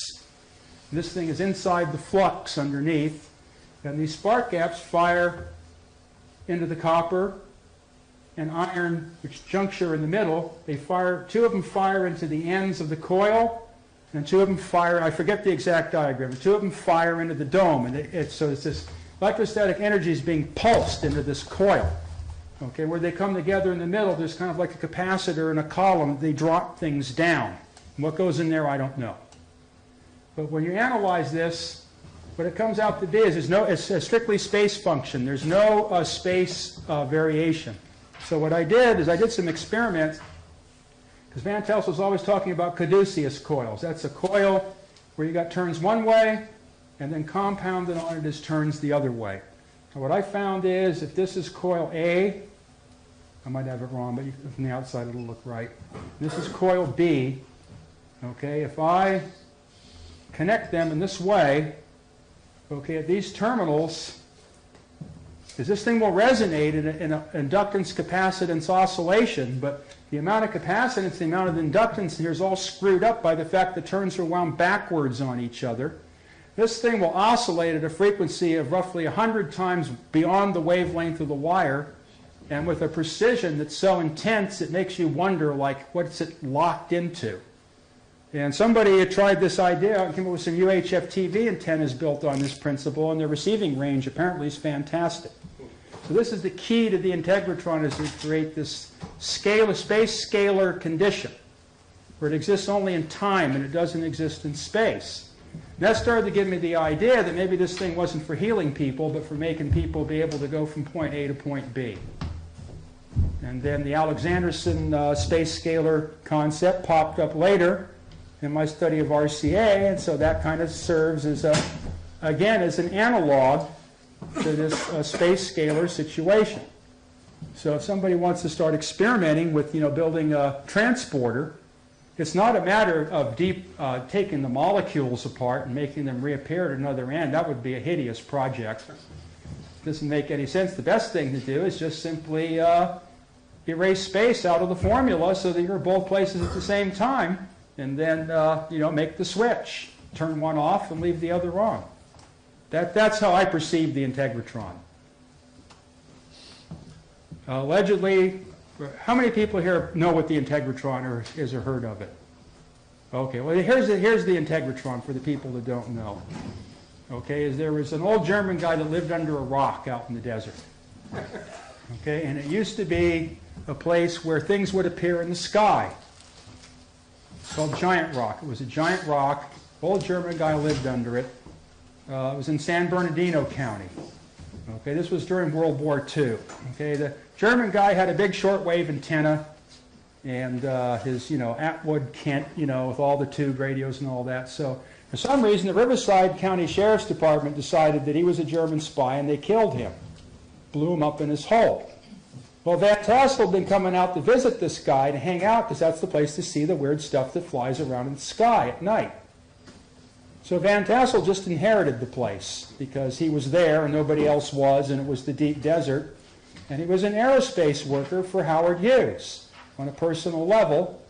So he was into the whole kind of, spacecraft and all these. Because Hughes came up with some really bizarre stuff you don't normally hear about. That's probably why he was put out of business. Hughes was deep into this stuff, experimenting and what have you. He was a genius of his own right. So apparently Van Tassel and his son-in-law were approached by a spacecraft. Okay, and the aliens gave them instructions to build this integratron device. And they went forth and started building it, and started having these conventions, and turned the whole thing into a dog and pony show. So the space people cut them off. So they carried on the dog and pony show until eventually everybody kind of died off, and that was the end of that. And then the geeks ended up with it. So you had the Purple Gay Indian Club, and then you had the bikers, and I don't know how much meth might have been cooked there in various phases. It looks like it might have been a lot of LSD. So my job as the exorcist, that's one of my positions in life, is I go in and I run the devils out. So without a shot being fired, I got rid of all of it. And then once all the junk was gone, and I was introduced to all the people that knew Van Tassel, and I read everything he wrote, I went around and found all the little pieces here and there. I found once the mess was cleaned up, here was a Heath kit. The boxes of wire, the aluminum for the dome, was all lined up right there on the floor, ready to go. That's big rock right there. Giant rock. Giant rock, yeah. So what I did is start to put it together, and with 6 months, gee, I wasn't there anymore. And all the equipment disappeared. And they filled in with concrete as well. They made sure. Well, no, the dome is so, this has been, the exactly. Park Service, there's no more under the rock. Right, right. And then the rock split in half. I think that's what you're seeing there as the piece broke off. That's right. So we decided we were going to plant some rumors around there that there were some people buried under the rock and name it after the people that didn't really exist. Yeah. Something derogatory, because that place now is just a haven for motorcycles and I haven't been there in 20 years. You can't see the stars out there anymore anyway. So that's basically what the Integratron was about. So now these people have it under lockdown, just like they have the Ballina station under lockdown and everything else under lockdown. And it's just become another self-worship temple. So that's the end of the Integratron. But that doesn't stop people from building models and experimenting with this stuff. How are you spelling that, Integratron? Oh, I'm not good at spelling things off the top of my head. Integratron. Like it sounds. There's a website, integratron.com. Yeah, the website is the enemy. There's also a retro UFO thing coming up in July or something, I think. I'm not sure when it is. There's an event there. You can find the website on KPH, the station in Bolinas, too, and you can see all the people that are responsible for screwing all my stuff up. Because basically all their website is pictures of themselves standing in front of equipment. That's the Integratron. So you can find the most compromising picture you want for your voodoo festival. I encourage you to experiment. You couldn't find a better group. Speaking of experiment, you flailed a cord or something about through a magnetic field and counted at different speeds. No, what I did is I took a relay coil, which had about 1,000 turns of wire in it. Very good. So it could absorb up the magnetism to the point where it would drive the headphones. It had a magnetron magnet. I took the coil and moved it around the magnet, and I could hear the magnetic field scraping through the coil. There would be the scratching noise. Okay, so the lines of force. Which you interpreted as like real sharp transients, saying this is not a smooth continuum. No, These it's are really fibrous. Sharp boundaries. It's fibrous. You could do that again, probably. Anybody could do it. So that would make a great introductory class lab. Anybody can, that's the whole thing, is to experiment. What I did is, I didn't have any, college professor or anything. I was just a kid. Main thing I wanted to see was big sparks. So how's the little 6-year-old junior going to get big sparks? So, it's a different way of studying when you're a kid. You're going after more, I don't know, you're better off that way because there's no preconceived notions. That's why Tesla and all these people could make these discoveries, because the mind viruses weren't established yet. They could move freely. There was no unit of the Henry and there was no unit of the Farad when Tesla built his Colorado Springs project that had just been developed. So when you read these guys' books, you have to go use their system of units, CGS system of units. The volt and amp, see, all those things are all recent ideas. But the original guys weren't hampered down with all these definitions like now. They were able to move freely in it before it became rigidified as a corpse, like electrical engineering has become today. We're at 6 o'clock. Okay. I'm spent. I think everybody's got a brain full.